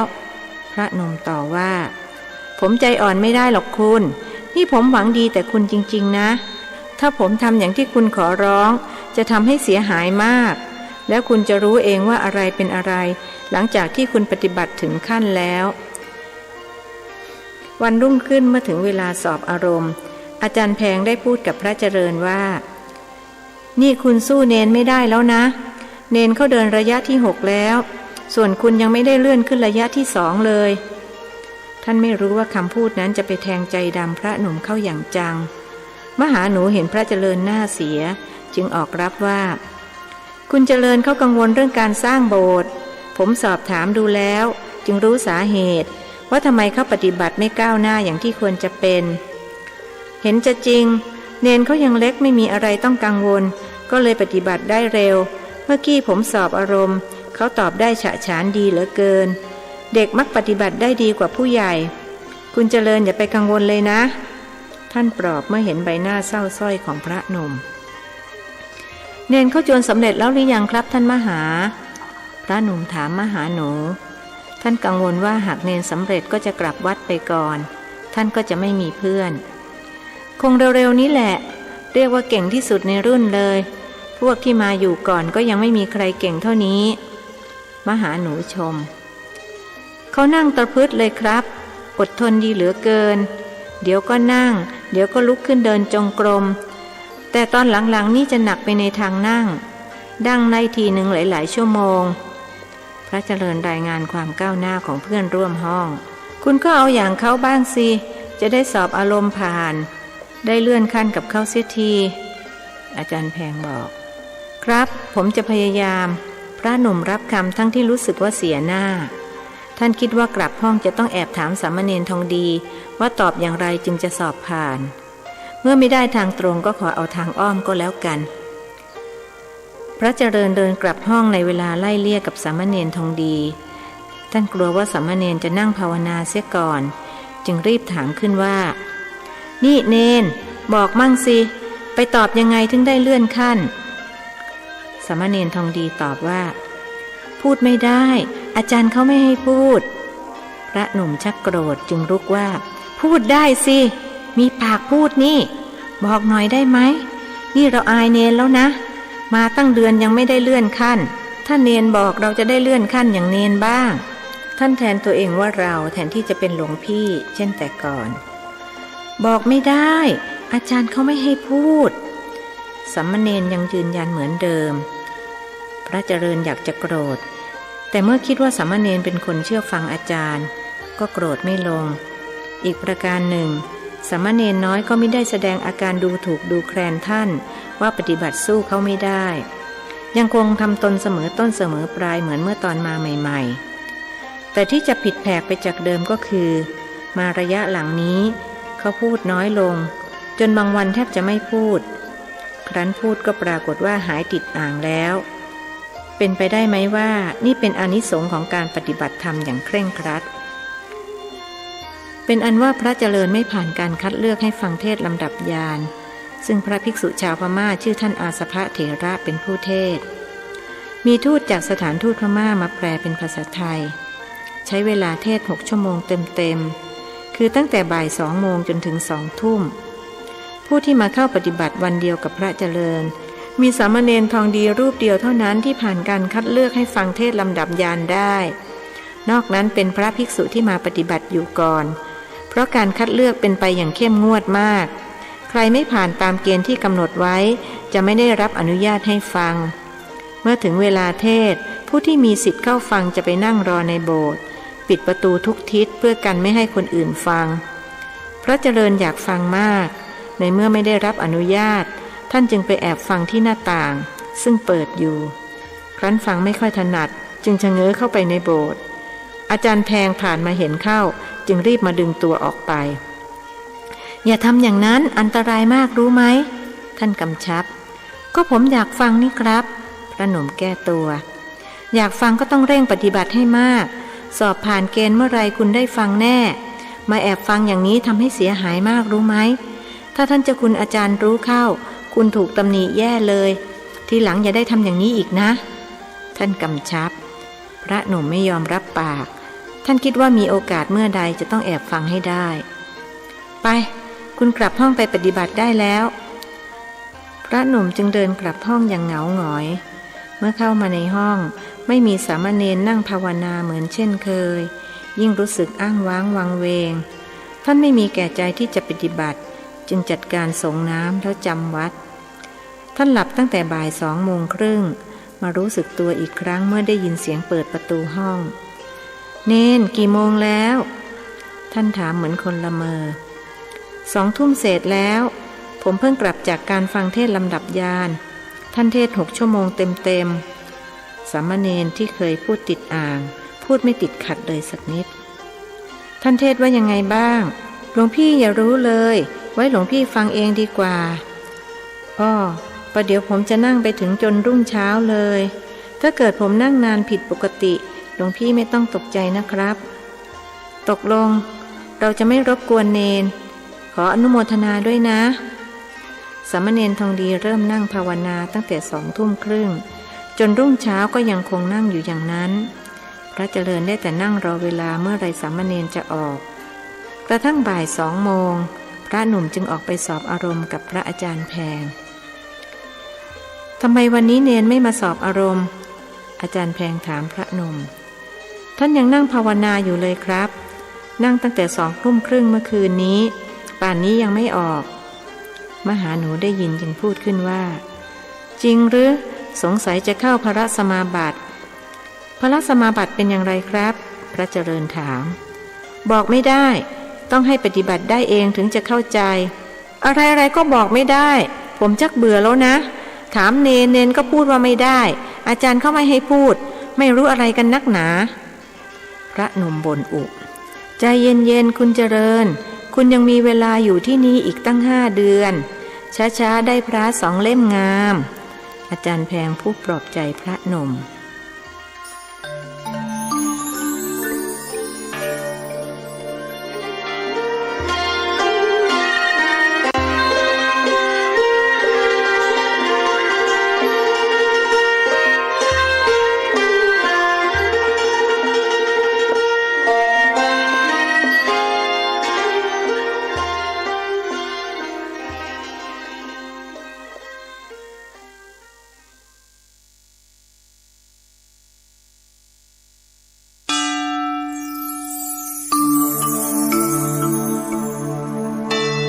นิยายชุด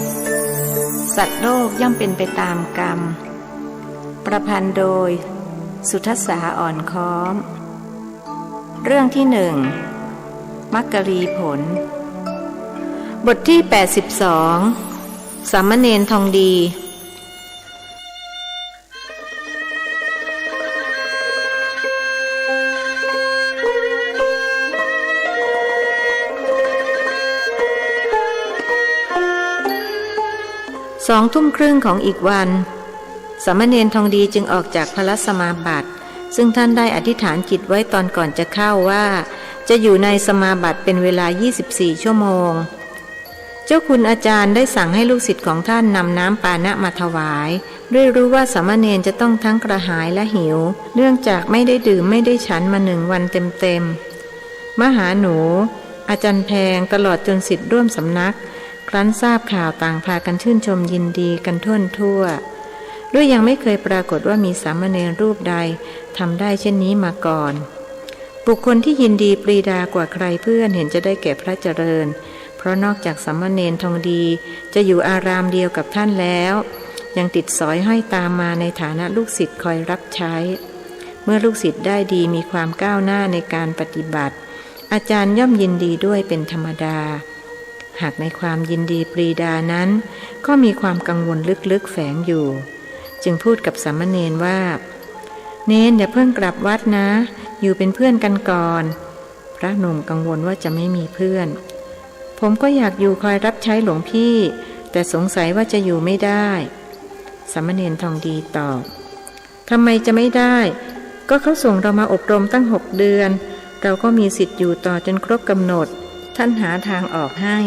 เพราะคิดว่าสามเณรกลัวทางสำนักจะไม่ให้อยู่เนื่องจากเรียนจบหลักสูตรก่อนกำหนดถึง5 เดือนไม่ใช่เรื่องที่อยู่หรอกครับหลวงพี่ที่ผมว่าอยู่ไม่ได้เพราะต้องกลับไปเยี่ยมโยมแม่ซึ่งกำลังป่วยหนักสามเณรผู้กลายเป็นอติชาตสิทธิ์อธิบายเนนรู้ได้ยังไงหรือว่าทางบ้านมีหนังสือแจ้งมาพระหนุ่มถามผมก็บอกไม่ถูกเหมือนกันว่าทำไมถึงรู้เพราะอยู่ๆมันก็รู้เองเห็นเองและมั่นใจว่าสิ่งที่รู้เห็นนั้นถูกต้องตามความเป็นจริงพรุ่งนี้จะได้รับหนังสือที่ส่งมาจากทางบ้านว่าโยมแม่ป่วยนะหรือครับผมมั่นใจอย่างนั้นน่าแปลกนะครับหลวงพี่อานิสงส์แห่งการปฏิบัติธรรมช่างอัศจรรย์เหลือเกินแต่ก่อนผมเป็นคนพูดติดอ่างครั้นมาปฏิบัติธรรมจนจิตตั้งใจถึงกลับพูดได้ไม่ติดขัดผมต้องขอบคุณหลวงพี่ที่ชวนให้ได้มาพบขุมทรัพย์ทางปัญญาท่านก้มลงกราบพระหนุ่ม3 ครั้งด้วยรู้สึกซาบซึ้งในบุญคุณอย่าคิดว่าเป็นบุญเป็นคุณอะไรเลยหลวงพี่ว่าเป็นที่บุญของเนนนั่นแหละเนนต้องเป็นผู้ที่เคยสร้างบุญสร้างกุศลมาก่อนที่เรียกว่าปุพเพจกตปุญญาตาจึงได้ประสบความสำเร็จอย่างรวดเร็วในปัจจุบันทันตาเห็นพระหนุ่มพูดออกตัวถึงยังไงหลวงพี่ก็มีบุญคุณต่อผมเพราะถ้าหลวงพี่ไม่บอกหลวงพ่อช่อว่าจะพาผมมาด้วยผมก็คงไม่ได้มาเอาเถอะถ้าเนนจะคิดอย่างนั้นก็ตามใจบอกตามตรงว่าหลวงพี่ชื่นใจมากที่เห็นเนนประสบความสำเร็จแต่เมื่อกลับมามองตัวเองแล้วก็เศร้าใจหลวงพี่คงจะไม่ก้าวหน้าเพราะไม่เคยสร้างสมบุญไว้นอกจากไม่สร้างบุญแล้วยังสร้างเวรสร้างกรรมไว้มากมายอย่างที่เคยเล่าให้เนนฟังนั่นแหละพระหนุ่มรู้สึกหดหู่ใจเมื่อนึกถึงการกระทำของตัวท่านในครั้งอดีตอย่าเพิ่งท้อถอยสิครับแล้วก็อย่าไปโทษว่าเป็นเวรเป็นกรรมอะไรแต่ถึงจะเป็นอย่างนั้นจริงก็แก้ไขได้กรรมเป็นเรื่องที่แก้ไขได้นะครับผมว่าชาวพุทธเรายังเข้าใจไม่ถูกต้องเกี่ยวกับเรื่องกรรมไม่ถูกต้องยังไงพระเจริญอยากรู้ก็ไปเข้าใจว่ากรรมเป็นเรื่องที่แก้ไขไม่ได้นะสิครับอย่างเช่นคนที่เกิดมาจนก็ก้มหน้าก้มตารับกรรมต่อไปโดยไม่ยอมปรับปรุงแก้ไขเพราะถือว่าเป็นเวรเป็นกรรมแบบนี้เป็นการเข้าใจผิดนะครับควรจะทำความเข้าใจให้ถูกต้องว่ากรรมนั้นแก้ไขได้เช่นคนที่เกิดมายากจนก็ต้องขยันทำมาหากินแล้วก็จะรวยได้ต้องแยกให้ออกระหว่างกรรมเก่ากับกรรมปัจจุบันการที่เกิดมาจนเพราะกรรมเก่าทำมาไม่ดีจริงอยู่เราไม่สามารถแก้ไขกรรมเก่าได้ เพราะสิ่งที่ผ่านไปแล้วย่อมไม่คืนกลับเราย้อนอดีตไม่ได้แต่กรรมปัจจุบันเราแก้ไขได้คนเราเลือกเกิดไม่ได้แต่เลือกเป็นเศรษฐีได้จริงไหมครับจริงหลวงพี่ชักแปลกใจเสียแล้วว่าทำไมเนียนถึงพูดได้เก่งนักหรือว่าจะเข้าตำราหนามแหลมใครเสี้ยมมะนาวกลมเกลี้ยงใครกลึงพระหนุ่มพูดยิ้มอานิสงส์ของการปฏิบัติธรรมต่างหากล่ะครับธรรมะเข้ามาปรับเปลี่ยนอะไรบางอย่างในตัวผมจากคนที่พูดติดอ่างกลายเป็นคนพูดคล่องและจากคนที่ไม่รู้ก็เกิดปัญญาสว่างไสวขึ้นมาอย่างน่าอัศจรรย์ธรรมะนี่ลึกซึ้งมากนะครับหลวงพี่ใครไม่ปฏิบัติก็ไม่รู้ต้องปฏิบัติจนรู้เองเห็นเองแล้วจะซึ้งใจเหมือนที่พระพุทธองค์ตรัสไว้ว่าปัจจัตตังเวทิตัพโพวินยูหิผู้รู้ก็รู้ได้เฉพาะตนธรรมะนี่รู้ได้เฉพาะตนจริงๆนะครับถ้าเราเข้าไม่ถึงใครจะมาพูดยังไงเราก็เข้าใจไม่ได้ที่เนนพูดมานี้ทำให้หลวงพี่นึกถึงคำพูดของหลวงพ่อในป่าแต่หลวงพี่ก็ยังไม่เข้าใจลึกซึ้งอะไรคงต้องใช้เวลาและจะตั้งหน้าตั้งตาทำความดีเพื่อชดใช้กรรมเก่าสมัยเป็นเด็กหลวงพี่ไม่เชื่อว่าบาปบุญมีจริงตอนบวชใหม่ๆก็ยังไม่เชื่อเพราะไม่ได้สนใจเรื่องการปฏิบัติมัวแต่นับวันนับคืนว่าเมื่อไรจะถึงวันลาสิกขานี่ถ้าเกิดหลวงพี่สึกไปเป็นฆราวาสตั้งแต่ตอนนั้นป่านนี้ไม่รู้ว่าจะก่อกรรมทำเข็ญเพิ่มขึ้นอีกเท่าไรแล้วก็คงจะเป็นชาวพุทธที่ไม่รู้ว่าพระพุทธศาสนาสอนอะไรเรียกว่าเป็นพุทธแต่ชื่อเหมือนกับที่คนอื่นๆเขาเป็นกันเนนล่ะตอนก่อนบวชรู้ไหมว่าพระพุทธศาสนาสอนอะไรท่านถามอติชาตสิทธิ์ไม่รู้เลยครับถึงตอนบวชแล้วผมก็ยังไม่รู้เพิ่งจะมารู้ตอนที่ปฏิบัติมากๆนี่เองแต่ก่อนผมคิดเอาเองว่าพระพุทธศาสนาสอนให้ทำบุญสร้างโบสถ์สร้างศาลาหน้าที่ของชาวพุทธมีเพียงเท่านี้แต่ความจริงแล้วไม่ใช่สิ่งที่พระพุทธศาสนาสอนคือสัพพปาปัสสะอักรนังกุศลสูปัสสัมปทาสจิตตะปริโยทปนังเอตังพุทธานะสาสนังการไม่ทำความชั่วทั้งปวงการบำเพ็ญแต่ความดีการทำจิตของตนให้ผ่องใสนี้เป็นคำสอนของพระพุทธศาสนาสรุปให้สั้นก็คือพระพุทธศาสนาสอนเรื่องศีลสมาธิปัญญานั่นเองคนเป็นสามเณรพูดจ้อยๆจนคนฟังรู้สึกเพลิดเพลินโอ้โหเนนเก่งบาลีอีกด้วยถามจริงๆเถอะเคยเรียนบาลีมาหรือเปล่าทำไมถึงพูดได้คล่องปากอย่างนี้สามเณรทองดีถูกถาม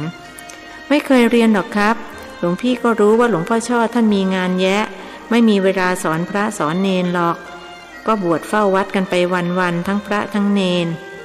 แต่ท่านก็ดีนะที่ให้เราสองคนมาปฏิบัติอย่างน้อยเราก็ได้มาพบแสงสว่าง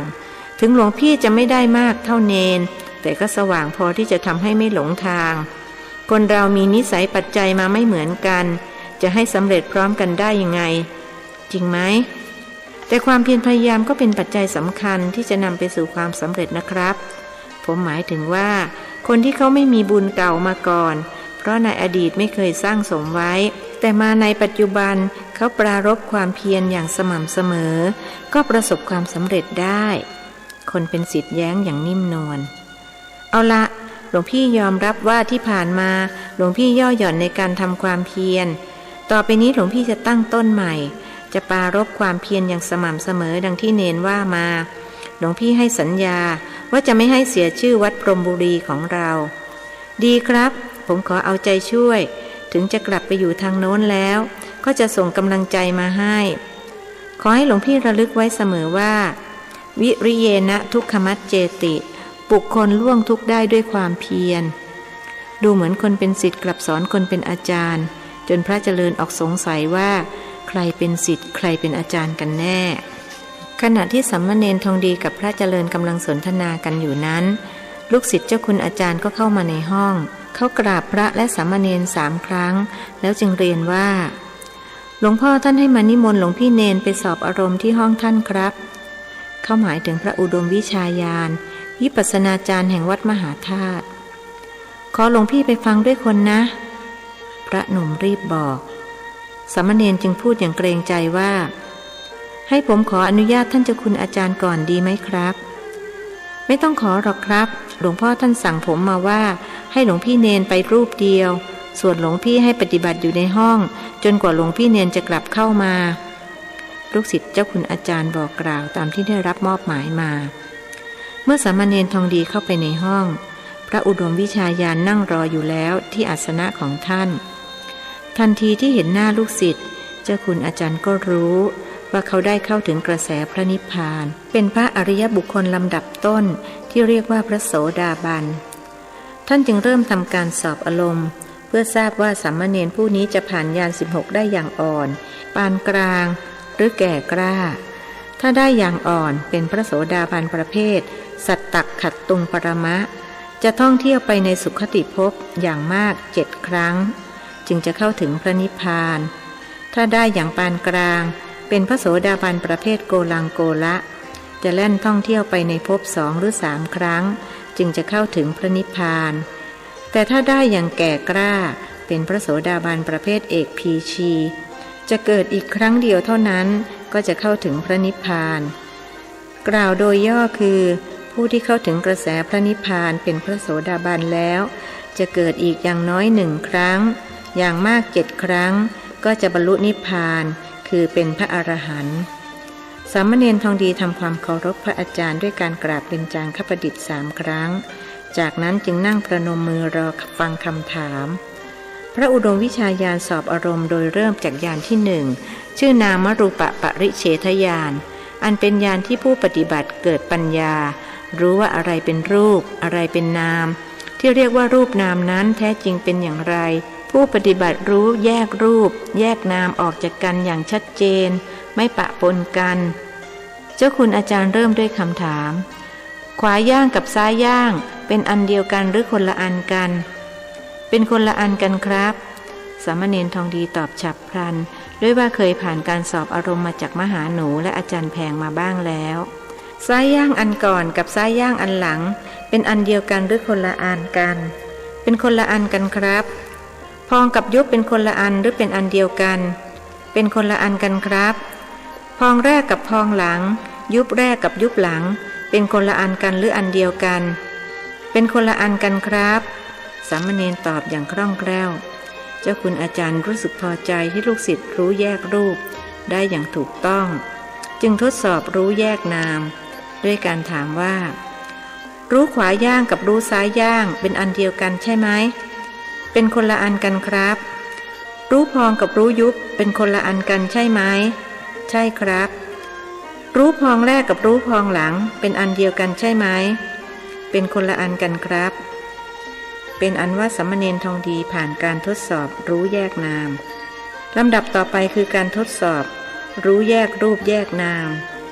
พระอุดมวิชาญาณตั้งคำถามว่ารู้กับขวาย่างซ้ายย่างเป็นคนละอันกันใช่ไหมใช่ครับรู้กับพองรู้กับยุบเป็นอันเดียวกันหรือคนละอันกันเป็นคนละอันกันครับลำดับต่อไปเป็นการทดสอบทางอายตนะรูปกับรู้ว่าเห็นเสียงกับได้ยินกลิ่นกับได้กลิ่นรสกับรู้รสสัมผัสกับรู้ถูกเป็นคนละอันหรือเป็นอันเดียวกันคนละอันครับเพียงคำถามเดียวก็รู้ว่าลูกศิษย์ผ่านการทดสอบทางอายตนะท่านจึงตั้งคำถามเบ็ดเตล็ดเป็นลำดับสุดท้ายมีเวทนาเกิดขึ้นไหมมีครับแล้วกำหนดหรือเปล่ากำหนดครับยกตัวอย่างสิเมื่อปวดขาผมกำหนดปวดหนอปวดหนอครับกำหนดแล้วหายปวดไหมไม่หายครับแล้วเธอทำอย่างไรผมกำหนดว่าอดทนหนอภาคเพียรหนอแล้วกลับมากำหนดที่พองหนอยุบหนอครับจิตแลบออกไปข้างนอกบ้างไหมมีบ้างครับแล้วกำหนดทันหรือเปล่าบางครั้งก็ทันบางครั้งก็ไม่ทันครับการทดสอบ5 ขั้นผ่านไปปรากฏว่าสามเณรทองดีตอบได้อย่างฉะฉานจึงสามารถผ่านญาณที่1ได้อย่างยอดเยี่ยม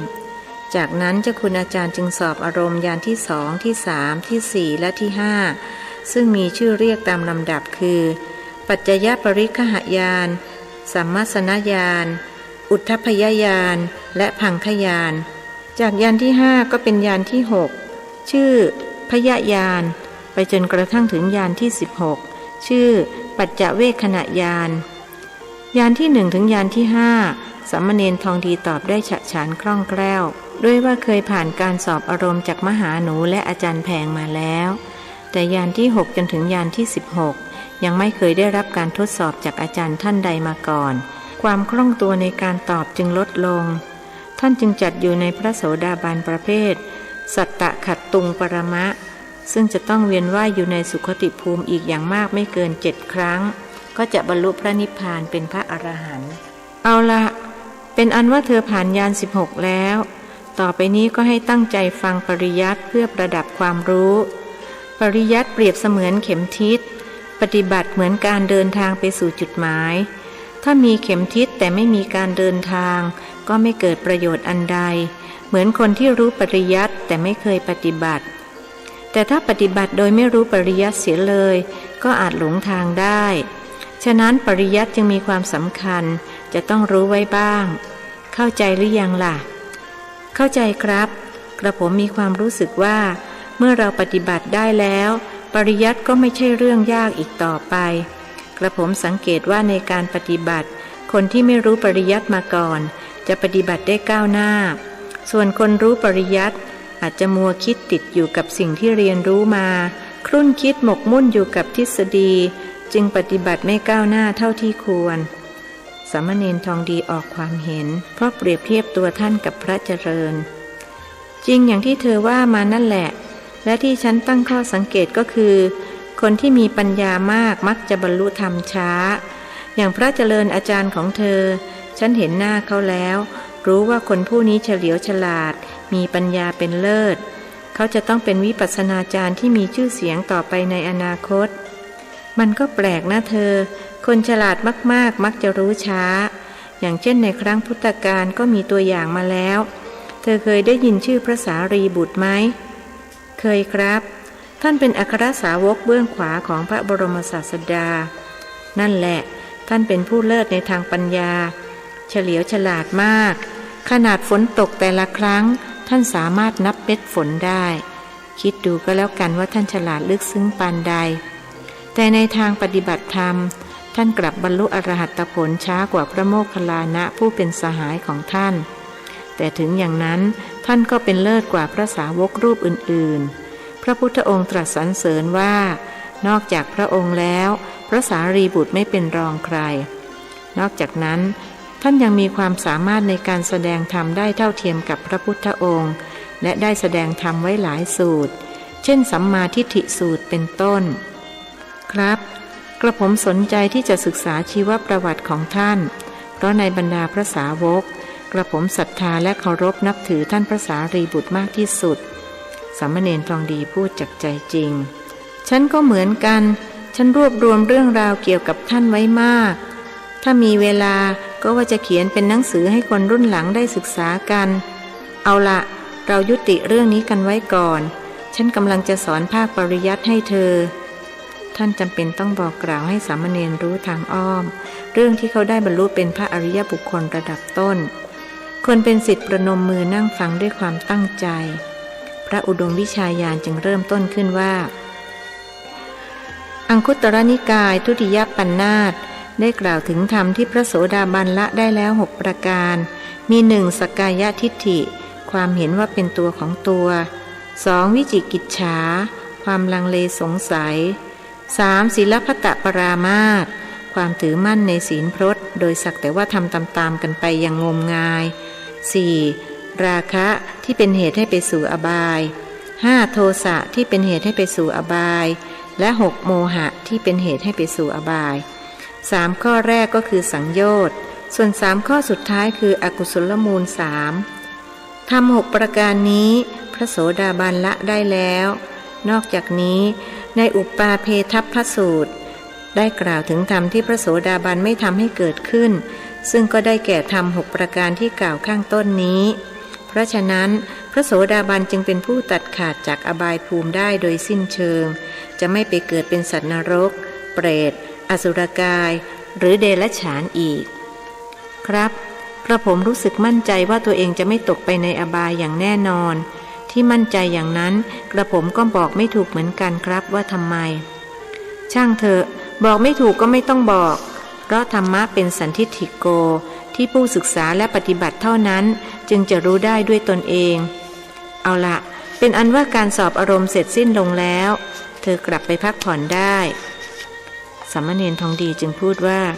กระผมขอกราบขอบพระคุณท่านเจ้าคุณอาจารย์เป็นอย่างสูงที่ได้เมตตาให้ธรรมะแก่กระผมพร้อมกันนี้กระผมก็ขอให้สัตย์ปฏิญาณว่าจะภาคเพียรปฏิบัติต่อไปจนกว่าจะประสบผลสำเร็จถึงขั้นสูงสุดหากชาตินี้ยังไม่ถึงก็มั่นใจว่าจะถึงในชาติต่อๆไปซึ่งกระผมเชื่อว่าจะไม่เกิน7 ชาติพูดจบจึงกราบเบญจางคประดิษฐ์3 ครั้งแล้วลุกออกมาเมื่อท่านกลับเข้ามาในห้องเป็นเวลา2 ยามพอดีพระเจริญยังคงนั่งภาวนาอยู่ในห้องตามคำสั่งของเจ้าคุณอาจารย์ที่สั่งผ่านมาทางลูกศิษย์ของท่านเป็นภาพที่สามเณรทองดีไม่เคยพบเห็นมาก่อนหรือว่าอาจารย์ของท่านจะสำเร็จมรรคผลในค่ำคืนนี้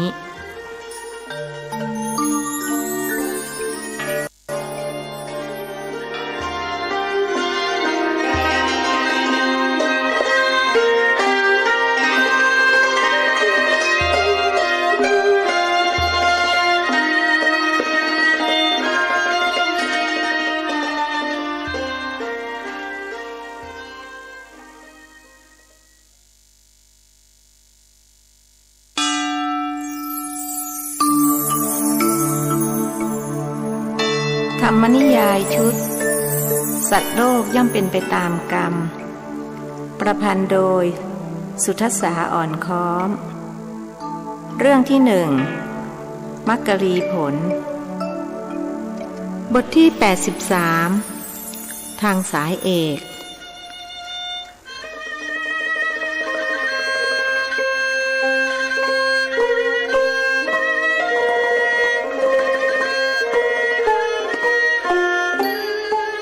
ตอนบ่ายของวันรุ่งขึ้นลูกศิษย์เจ้าคุณอาจารย์ได้นำจดหมายมาให้พระเจริญจดหมายฉบับนั้นจ่าหน้าถึงเจ้าคณะ5วัดมหาธาตุแต่วงเล็บที่มุมซองด้านขวาว่ากรุณาส่งต่อพระเจริญถิตธรรมโม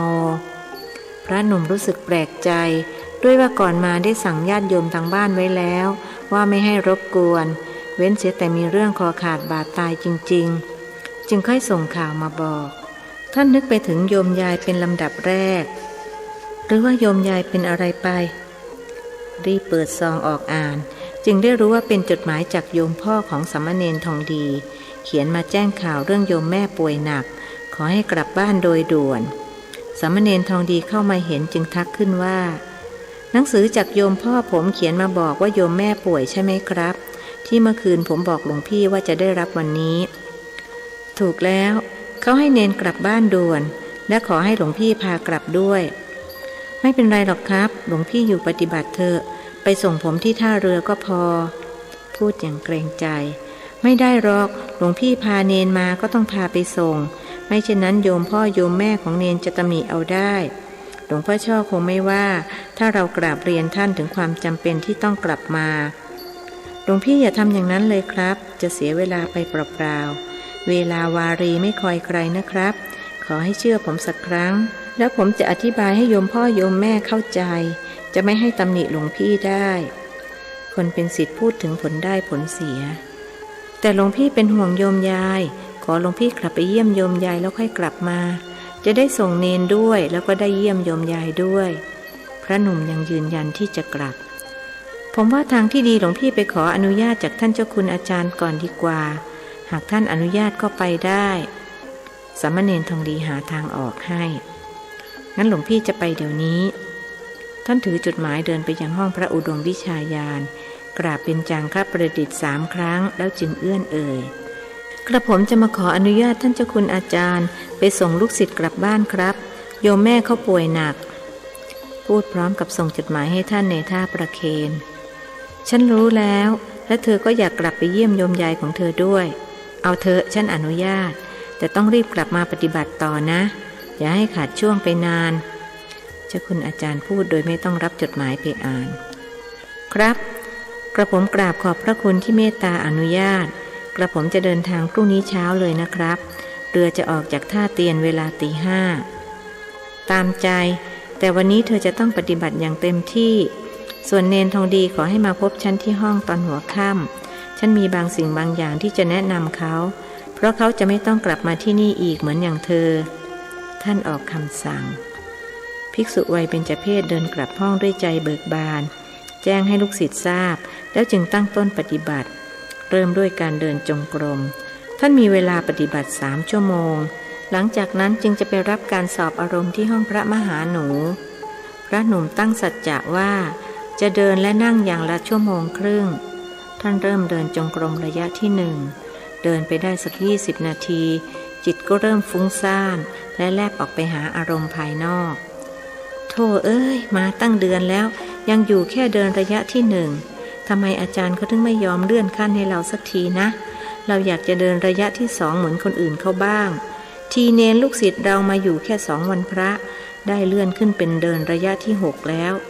สงสัยอาจารย์จะลำเอียงท่านเริ่มส่งจิตออกนอกอารมณ์กรรมฐานแล้วเมื่อไหร่ถึงจะได้ญาณ16อย่างเนนบ้างล่ะเนนนี่ก็พิลึกนักธรรมตรียังไม่ได้แต่ทำไมถึงได้ญาณ16ก่อนเราก็ไม่รู้เราตั้งใจจะเอามารับใช้แท้ๆผ่าได้ดีกว่าเราอีกอาจารย์นึกค่อนขอดลูกศิษย์ครั้นรู้ตัวว่าคิดฟุ้งซ่านจึงกำหนดคิดหนอคิดหนอแล้วตั้งต้นเดินใหม่อย่างตั้งอกตั้งใจเดินไปได้อีก25 นาทีจิตก็แลบออกไปหาอารมณ์ภายนอกอีกหรือว่าเราจะรู้มากเกินไปถ้าเราไม่ได้นักธรรมโทมาก่อนอาจจะสำเร็จพร้อมเนนก็ได้พระหนุ่มคิดด้วยจิตเริ่มจะว้าวุ่นท่านเจ้าคุณอาจารย์บอกว่าเราต้องกลับมาอีกส่วนเนนไม่ต้องกลับก็แสดงว่าเราจะต้องอยู่คนเดียวนะสิดีเหมือนกันถ้าเราอยู่คนเดียวอาจจะได้วิเวกสำเร็จเร็วก็ได้ครั้นรู้ตัวก็รีบกำหนดคิดหนอคิดหนออีกพอเดินไปได้สักพักก็ฟุ้งซ่านอีกสลับกันอยู่อย่างนี้กระทั่งเวลาผ่านไป1 ชั่วโมงจึงกำหนดนั่งแล้วเปลี่ยนมากำหนดที่พองและยุบอานิสงส์ข้อ1 ใน 5 ข้อของการเดินจงกรมคือสมาธิย่อมตั้งอยู่ได้นานครั้นเปลี่ยนจากเดินมาเป็นนั่งสมาธิจากการนั่งจึงตั้งอยู่ได้ไม่นานเหมือนกับการเดินดังนั้นการกำหนดพองยุบจึงเป็นไปในช่วงระยะเวลาสั้นๆเพราะจิตซัดสายออกไปหาอารมณ์ภายนอกเกือบตลอดเวลาภิกษุวัยเบญจเพสถูกนิวรณ์เข้าครอบงำโดยเฉพาะเจ้านิวรณ์ที่ชื่อถีนมิทธะทำให้นั่งหลับสับประงกอยู่ตรงนั้นคงจะหลับไปนานจนเลยเวลาเพราะสามเณรเข้ามาบอกว่าหลวงพี่ครับอาจารย์หนูให้ผมมาถามว่าทำไมไม่ไปรับการสอบอารมณ์พระหนุ่มตกใจลืมตาขึ้นถามว่า5 โมงแล้วหรือครับ5 โมง 10 นาทีแล้วอาจารย์ท่านรออยู่ตายจริงหลวงพี่นั่งหลับหรอกหรือนี่ขอบใจที่ปลุกหลวงพี่จะไปที่คณะสลักเดี๋ยวนี้ท่านลุกขึ้นอย่างกระปรี้กระเป๋าด้วยว่าได้งีบค่อนข้างนานระหว่างที่นั่งขณะเดินผ่านคณะต่างๆเพื่อไปคณะสลักก็ได้ยินเสียงสอบอารมณ์ดังมาจากห้องที่เดินผ่านจึงหยุดเดินเกิดความคิดขึ้นมาว่าเรามัวนั่งหลับไม่มีอารมณ์ที่จะไปส่งอาจารย์หนูสงสัยถูกดุแน่อยากระนั้นเลยเราแอบฟังคนอื่นก็ได้ว่าเขาสอบอารมณ์กันยังไงตอบอย่างไรถึงจะผ่านญาณคิดดังนั้นจึงค่อยๆย่องเข้าไปใกล้เพื่อจะได้ฟังให้ถนัดผู้สอบอารมณ์คืออาจารย์แพงเสียงท่านถามลูกศิษย์ว่าขวาย่างกับซ้ายย่างเป็นอันเดียวกันใช่ไหมเป็นคนละอันกันครับลูกศิษย์ตอบอาจารย์ถามอีกหลายข้อและลูกศิษย์ก็ตอบอย่างคล่องแคล่วพระเจริญจำได้หมดว่าคำถามคำตอบเป็นอย่างไรได้การละคราวนี้เราจะตอบให้แจ๋วไปเลยอาจารย์จะต้องเลื่อนขั้นให้เราแน่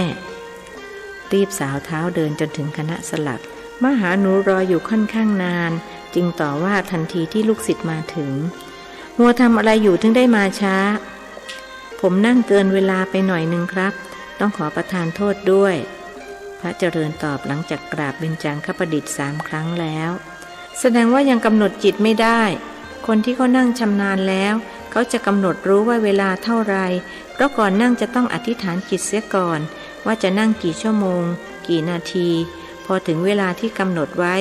จิตจะรู้เอง นี่แสดงว่าเธอไม่ได้กำหนดจิตก่อนจะนั่งใช่ไหมใช่ครับลูกศิษย์ยอมรับผิดทีหลังต้องฝึกใหม่นะอะไรมาอยู่ตั้งเดือนแล้วยังไม่ก้าวหน้าผมไม่มีกำลังใจนี่ครับท่านน่าจะเลื่อนขั้นให้ผมบ้างผมอายเนนทองดีแล้วนะครับ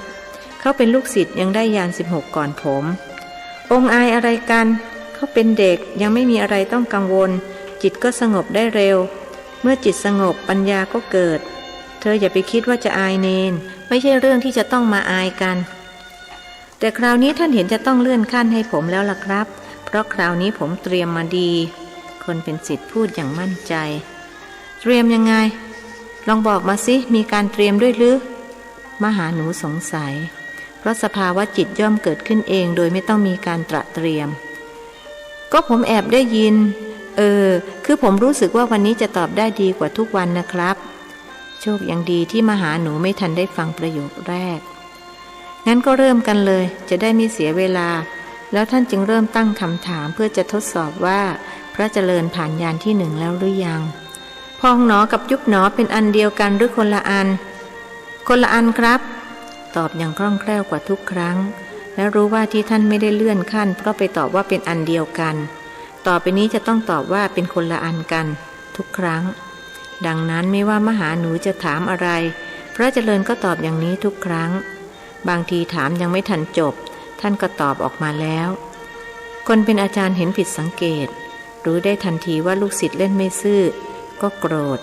จึงต้องกำหนดโกรธหนอโกรธหนอแล้วถามด้วยเสียงดุๆว่านี่แกไปจำเขามาตอบใช่ไหมไปจำคนอื่นมาใช่ไหมท่านเปลี่ยนจากเธอเป็นแกใช่ครับผมไปจำห้องโน้นมาคนเป็นศิษย์สารภาพพร้อมชี้มือไปทางห้องที่เดินผ่านที่หลังอย่าทำอย่างนี้นะมันอันตรายมากรู้ไหมอันตรายยังไงครับลูกศิษย์ถามเพราะไม่เข้าใจจริงๆก็แกจะไม่ได้ของจริงนะสิมันจะไม่เป็นวิปัสสนาแต่จะกลายเป็นวิปัสสนึกไปคือนึกคิดเอาตามใจชอบทีหลังอย่าได้ทำอย่างนี้อีกท่านย้ำตกลงท่านจะไม่เลื่อนขั้นให้เป็นกำลังใจผมหรือพระหนุ่มถามด้วยหัวใจหดหู่ห่อเหี่ยวอย่าว่าแต่เลื่อนขั้นเลยข้าอยากจะลดขั้นแกด้วยซ้ำแต่ที่ไม่ทำเพราะจนใจที่แกไม่มีขั้นจะให้ข้าลดถ้อยคำของมหาหนูช่างบาดจิตบาดใจพระหนุ่มยิ่งนักจึงแอบเถียงในใจว่าเถอะไม่เลื่อนก็ไม่เลื่อนพรุ่งนี้ผมก็กลับวัดแล้วและจะไม่มาให้ท่านเห็นหน้าอีกคืนนั้นหลังจากอบรมแนะนำเรื่องการปฏิบัติให้สามเณรทองดีแล้วเจ้าคุณอาจารย์จึงอนุญาตให้กลับห้องพักและสั่งให้บอกพระเจริญมาพบภิกษุหนุ่มเข้ามาด้วยใบหน้าเคร่งเครียดท่านเครียดกับการสอบอารมณ์ตอนเย็นอุตส่าห์ไปแอบฟังอารมณ์คนอื่นมาตอบแต่กลับถูกอาจารย์ว่าอย่างเสียหายท่านตกลงใจแล้วว่าจะไม่กลับมาที่นี่อีกกราบเบญจางคประดิษฐ์แล้วจึงนั่งนิ่งไม่พูดไม่จาใจเย็นๆคุณเจริญการปฏิบัติธรรมให้ได้ผลต้องใจเย็นแต่อย่าเย็นใจพระอุดมวิชาญาณเอ่ยขึ้นก่อนกระผมไม่เข้าใจที่เจ้าคุณอาจารย์พูดครับใจเย็นแต่อย่าเย็นใจหมายความว่าอย่างไรครับหมายความว่าในการปฏิบัติธรรมเธอต้องไม่ใจร้อนต้องค่อยเป็นค่อยไปอย่าไปหวังว่าจะต้องบรรลุญาณโน้นญาณนี้นี่คือที่ฉันบอกว่าต้องใจเย็นๆแต่ที่บอกว่าอย่าเย็นใจก็หมายความว่าต้องปฏิบัติอย่างสม่ำเสมอทำความเพียรอย่างต่อเนื่องไม่ใช่ทำเหยาะๆแยะๆอย่างที่เธอทำอยู่ทีนี้เข้าใจหรือยังเข้าใจแล้วครับพระเจริญตอบอาศัยที่ท่านเป็นคนฉลาดมีไหวพริบดีจึงเข้าใจอะไรๆได้รวดเร็วเข้าใจก็ดีแล้วฉันขอย้ำว่าเธอจะต้องกลับมาที่นี่อีกที่คิดว่าจะไม่กลับเพราะโกรธเคืองมหาหนูนั้นเธอคิดผิดมหาหนูเขาหวังดีต่อเธออย่างจริงใจแต่คำพูดเขาอาจจะรุนแรงไปบ้างเธอก็อย่าไปถือสาเรื่องอะไรไปโกรธเคืองเขาถึงขนาดจะไม่ยอมมาอีกท่านเจ้าคุณอาจารย์ทราบได้อย่างไรครับว่าผมจะไม่มาอีก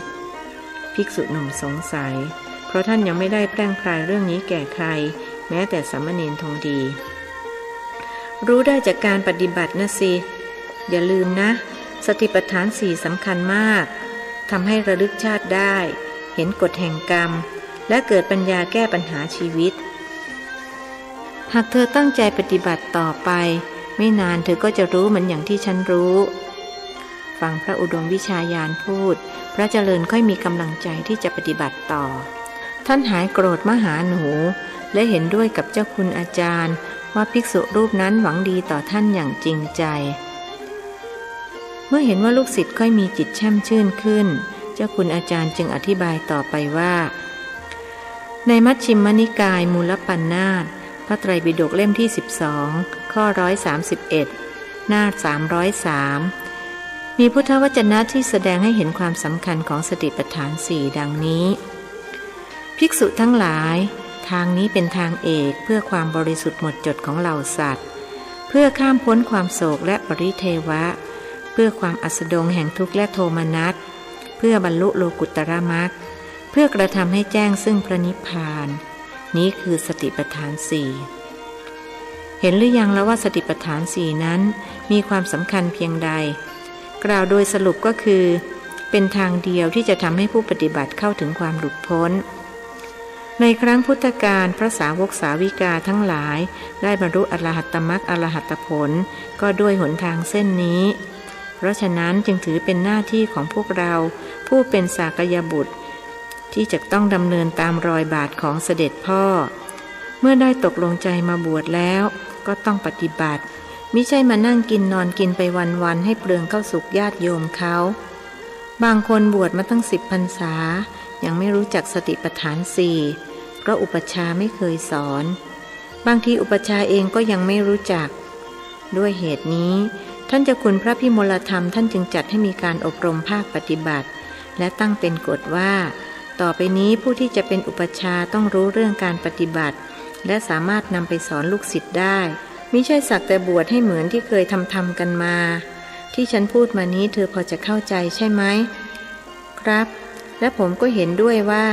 ผู้เป็นอุปัชฌาย์จะต้องสอนเรื่องการปฏิบัติแก่ลูกศิษย์ได้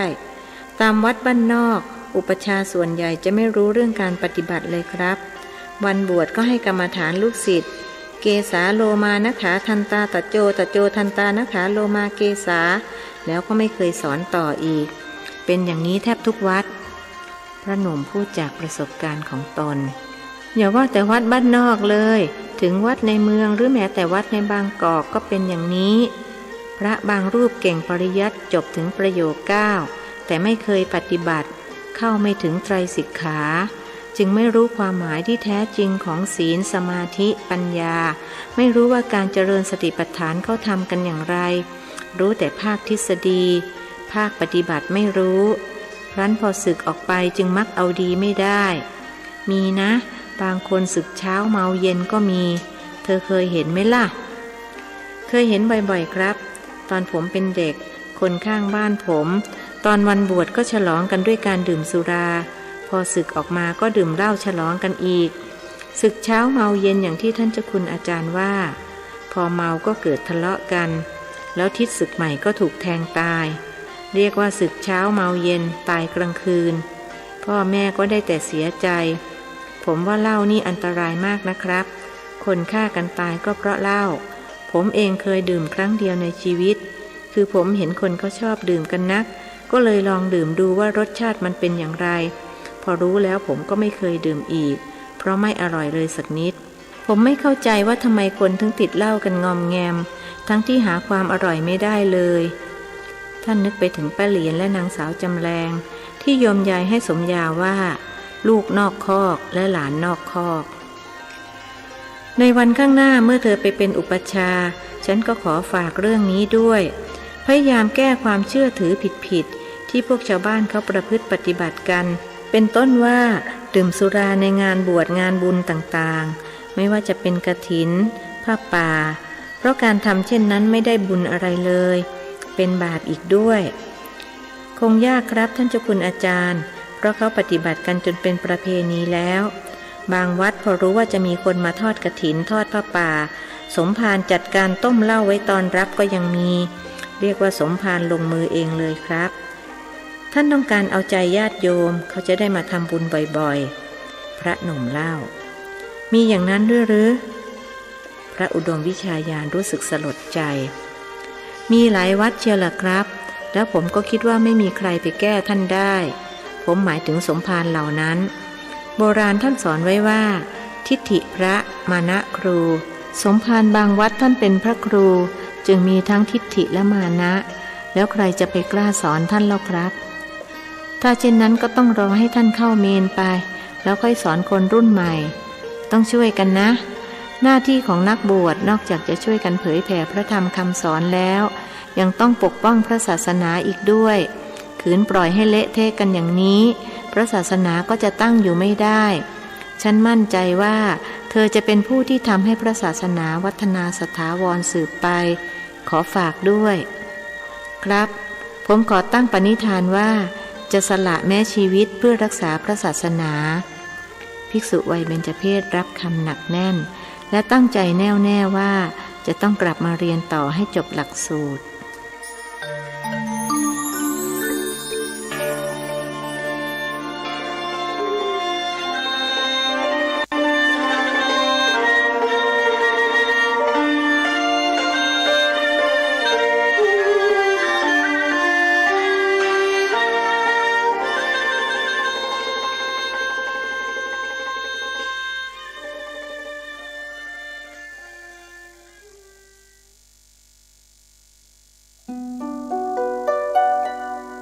โปรดติดตามนิยายธรรมะเรื่อง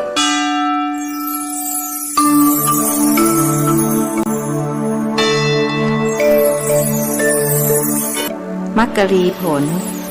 ประพันธ์โดยสุทัสสาอ่อนค้อมวันพรุ่งนี้สวัสดีครับ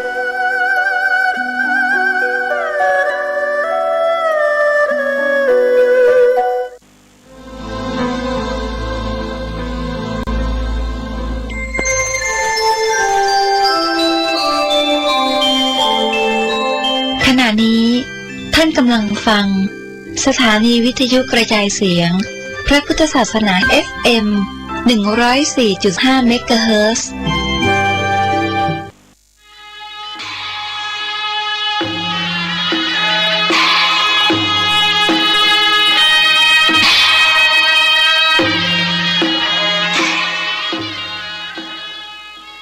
ขอความเจริญในธรรมและความผาสุกทางใจจงได้มาบังเกิดมีแก่ท่านสาธุชนคนดีผู้เจริญในศีลในธรรมทุกท่านพร้อมกันนี้ขอยกมือ10 นิ้ว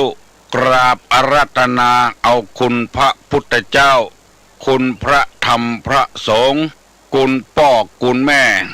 คุณครูบาอาจารย์ผู้ประสิทธิ์ประสาทวิชาความรู้บุญศีลบุญทานสิ่งศักดิ์สิทธิ์ทั้งหลายอันมีพระสยามเทวาธิราชพระบรมธาตุดอยสุเทพและครูบาเจ้าศรีวิจัยเป็นต้นขอได้โปรดมาอภิบาลปกปักรักษาพระสงฆ์พระเจ้าพระเนนเถนน้อยและท่านผู้รับฟังรายการทุกคนทุกท่านเพื่อปากันมีความสุขกายสุขใจ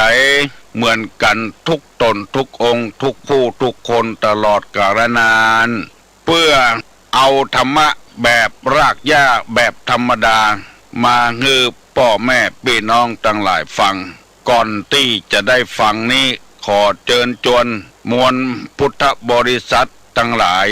ไหว้พระเหมือนกับนักมวยไหว้ครูระลึกถึงครูบาอาจารย์ก่อนผู้ที่ไปแสวงหาสัจธรรม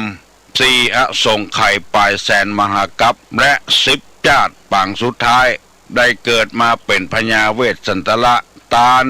เข้าของทรัพย์สมบัติสละบัลลังก์ไปบวชเป็นพระฤาษีตาลเมียตาลลูกบำเพ็ญขนาดหนักจนได้ตรัสรู้เฮาไหว้ครูบาอาจารย์เนี่ยก่อนอาลังหังสัมมาสัมพุทโธภควาพุทธังภควันตังอภิวาเทมิกราบสวากขาโตภควตาธัมโมธัมมังนัมมัสสามิ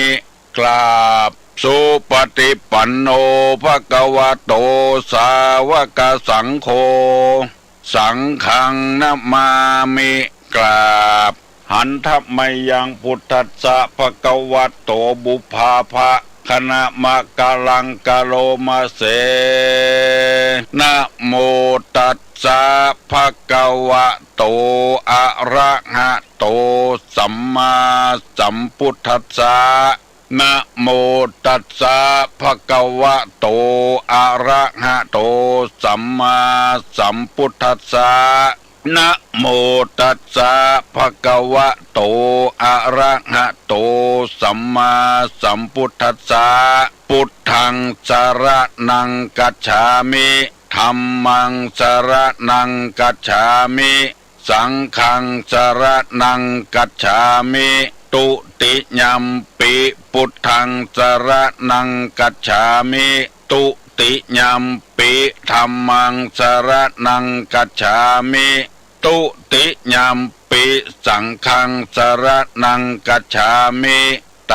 ติยัมปิพุทธังสรณังกัจฉามิตติยัมปิธัมมังสรณังกัจฉามิตติยัมปิสังฆังสรณังกัจฉามิอิติปิโสภะคะวาอะระหังสัมมาสัมพุทโธวิชชาจรณะสัมปันโนสุขโตโลกาวิทูอนุตตโลปุริสาธรรมสารถิสัทธาเทวมนุษสานังพุทโธภควาติสวากขาโตภควตาธัมโมสันติติโกอากาลิโกเอหิปัสสิโก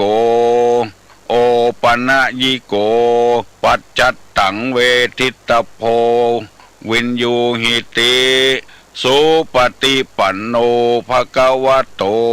สาวกสังโฆอุจุปฏิปันโนภควโตสาวกสังโฆญาญะปฏิปันโนภควโตสาวกสังโฆสามิเจปฏิปันโนภควโตสาวกสังโฆญาติตังจัตตาลิปุริสายุคานิอัฏฐปุริสาปุคลาเอสาภะคะวะโตสาวกสังโฆอาหุไนโยปาหุไนโยทักขิไนโยอัญจลิกาละนิโยอนุตตะลังปุญญเขตังโลกัสสาติกราบหนึ่งกราบสองกราบสามไปกล้าไปขายลงตื่นเต้าเดียวกันพอได้กำไห้มาอ้างนั่นอ้างนี่ว่าเป็นคนติดต่ออ้างเป็นหัวหน้าทะปะสะปืนแบ่งเอานักเลือกคนที่ลงทุนเต้าเดียวกันตุลงแกหันนิสัยละอ่อนละจวนกันเมาหัวเปิ้นเมาเนี่ยกานื้อเปิ้นมาอู้คนเดียวว่าขอเมาเตอะจะได้ปันลูกปันแล้วพ้องคนลูกมือก็จะได้ขยันทำการทำงานตุลงก็เมาเงี้ยเนี่ยเป็นพอได้เงินมาแล้วก็เดียวว่าจะแบ่งเต้าเดียวกันเป็นว่าบ่แบ่งอย่างอันธกรรมแบ่งกล้าแรงคนงานเนี่ยสมมติว่าคน100 สาวเหลือนั้นมันเอาอย่างคนเดียวมันหมดนิสัยมันเป็นอย่างเงี้ยทางที่เนี้ยการเต้าเดียวกันมันเอาเหี่ยหมดเอาการแรงเขาเหี่ยอันเนี้ยเป็นคนที่ยังจะหาความเจริญรุ่งเรืองมาได้และแถมกรรมบอกว่ามุ่งประโยชน์ตนเองแต่แบบประทำประโยชน์เพื่อฮื้อไผถ้าทำของตัวอย่าพ้องเปิ้นอย่าพ้องก็ยังแควนหน่อยอันนี้มุ่งแต่ประโยชน์ตนอย่างเดียวคนอื่นบ่ได้คำหนึ่งจะได้บ่ได้บ่ฮู้นิสัยอย่างอี้จะหันได้ทั่วไปขึ้นรถกาลงรถกาลู่ขึ้นก่อนทั้งที่มาเมื่อลุนลู่ขึ้นก่อน ลงรถก็เหมือนกันจะลู่ลงก่อนไปพอเถอะนิสัยของคนมันเป็นไปเจออี้พี่น้องศรัทธานาบุญทั้งหลายมันเกิดมาตามธรรมชาติเกิดมาเป็นนิสัยของมันตึงเป็นเจออี้แล้วตู้ลงไปโรงพยาบาลขึ้นลิฟต์ไปห้องจัน10 ปุ่นบางทีคนเข็นรถเอารถไปจูประตูลิฟต์นั่นล่ะกองลิฟต์เปิดกำเดียวอยู่ทั้งหลังแต่ซดไปอยู่ก่อนเอาของไปตัวแถมตากหักเฮาพอแล้วมันเป็นนิสัยของคนจะอี้กินก็กินนักเหลือเปิ้นว่าเอื้อเฟื้อเพื่อแผ่ไผมันเป็นการเป็นงานของเปิ้นหน้าที่ของเปิ้นทำของเปิ้นบางทีมีการมีงานนั้นเงี้ยน้อยบางทีรายได้นี่เอานักลองตองพอเถอะคนจะอีมีนักหนาปาป้านหันแก่ตัวเกินไปอันนี้เป็นนิสัยของคนในโลกนี้พี่น้องทั้งหลายจะหันว่าจะได้ยินว่าทำในทางพระพุทธศาสนานี้บัดใจสอนหูไผ่หูมันสอนย่อยสอนยำคือคนได้ละนิสัยนี้ไปอยู่ที่ไหนก็เจ๊ะมีหลายคนเคยให้มาหาตุลุงก็มีเมียซื้อครอบซื้อครัวมานุ่งมาย่องน้ำหอมขวดเท่าใดก็ซื้อมาใส่อัตราตุเก่าเสื้อผ้าผ่อนต้อนสบายแปลงบอกว่าถูกบอกว่าเอามาใจเพชรพลอยเพชรนินจินดาเป็นเงินเป็นทองเป็นนาคซื้อมาเอาผดับผดาตัวเก่าแต่พอถึงของผัวพ่องประสนใจอย่างสักอย่างมาให้สอว่าเมียหันแก่ตัวหันแก่ได้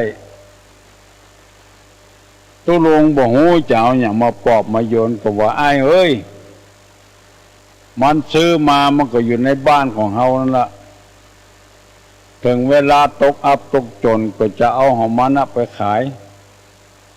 เรือล่มอยู่ในหนองทองจะไปไหนก็เลยตีลูกตีตาให้กำลังใจไปต่ออันนี้เรียกว่าผู้ทั้งปฏิบัติเพื่อประโยชน์ตนแต่ไม่ปฏิบัติเพื่อคนอื่นนิสัยเป็นอย่างนี้วัดบางวัดตุเจ้าไปอยู่โดยกบติดเน้นไปอยู่โดยบติดเพราะเจ้าอาวาสไปฮับตาลมดบางทีงาน2 ที่ 3 ที่แทนที่จะแบ่งให้ลูกวัดลูกวาไปพ่องต้านฮับมดไปสวดที่นี่สวดเสร็จแล้วไปตั้งหน้าแถมไปกินก็ตอนตั้งหน้าแล้วก็ปิกมาปั่นปอนที่นี่แถมวัดก็ไปใจมีตู้เจ้าตนเดียวยังมีลูกศิษย์ลูกหาหลายตนอยู่มันเป็นที่คารหานินทาของผู้งูทั้งหลายวันใดก็อย่างเดียวกันเนี้ยจนปอบ่ได้อยู่วัดอยู่ว่าละคนอื่นจะมีสตังค์บ่มีสตังค์อยากได้ใจได้ใจบ่คิดถึงตัวได้อย่างเดียวจะอี้ก็มีมันเป็นนิสัยของคนแล้วข้อที่2เป็นว่า ผู้ปฏิบัติเพื่อประโยชน์ผู้อื่นแต่ไม่ประโยชน์เพื่อแต่ไม่ปฏิบัติเพื่อประโยชน์ตนคือมุ่งทำให้คนอื่นนักล้ำไปตัวเองนี่บ่ได้อย่างสักอย่างนี้ก็มีอันนี้มันมีสองประเด็นด้วยกันทั้งดีและบดีเวลาเปิ้นมีการมีงานนี่ไปแจ้ได้6 วัน 7 วันการงานของตัวแบบเนี้ยเจออีกก็มีไปพอเตอะมาเชื่อถ้ามาเชื่อเปิ้นมีปล่อยมีลามมีขึ้นนั้นใหม่มีแต่งงานไปจ้อยเปิ้นล้างถ้วยล้างจานเจ็ดถูเอาตากแถมเสร็จแล้วเอาไปส่งนึกเปิ้นแถมโหมเนี่ยกานึกเปิ้นพอเหลวหลังไปหาบ้านตัวเก่าลูกจะกินอย่างหมูเมียจะกินอย่างหมูผัวจะกินอย่างหมูหม้อข้าวเต่าขับไฟเหี้ยเบอถ้วยกินมาแล้วได้เป็น7 วัน 8 วันบัดได้ล้างสักใบผ้าที่จะแก้ละไว้หั่นจะเอาซักผ้าผัวกาผ้าเมียกาของลูกกาบัดได้ซักมุ่งไปทำงานหรือคนอื่นมันเป็นนิสัยของคนเห็นแล้วอันนี้ในทางอกุศลคือคนเอาได้สำนึกป้องประโยชน์ตนป้องประโยชน์คนอื่นป้องก็จะดีทางอกุศลนั้นก็มีอย่างครูบาเจ้าสีวิจัยมองหน้าไปสร้างที่อื่นหมดแล้วสิ่งที่ครูบาเจ้าสร้างนั้นเป็นรัมมณีสถานเป็นปูชนียสถานวัดใดวาใดที่มีความสำคัญไปสร้างวัดนั้นวานั้นสร้างเอาจนเสร็จสร้างที่ไหนเสร็จที่หั่นแล้วที่หั่นเงินทองเหลือก็มอบไว้เป็นของวัดของวางคือกรรมการวัดจัดการอันนี้เป็นนิสัยของครูบาเจ้าศรีวิจัยครับมาถึงวัดของตัวก็สร้างพ่องพอให้พอดีอันนี้เรียกว่ามุ่งเนี่ยการนึกเปิ้นและตัวเองบ่พอประก้อยอันนี้เป็นข้อที่2ได้นำมาเสนอและอธิบายให้พี่น้องทั้งหลายฟังเพื่อให้คนเอาได้ปรับปรุงนิสัยตัวเก่าเพื่อมันดีให้มันเสมอขึ้นคือหมายความว่าถ้าทำประโยชน์ตนก็ต้องทำประโยชน์ของคนอื่นถ้าปฏิบัติเมื่อคนอื่นก็ต้องปฏิบัติเพื่อตนเอง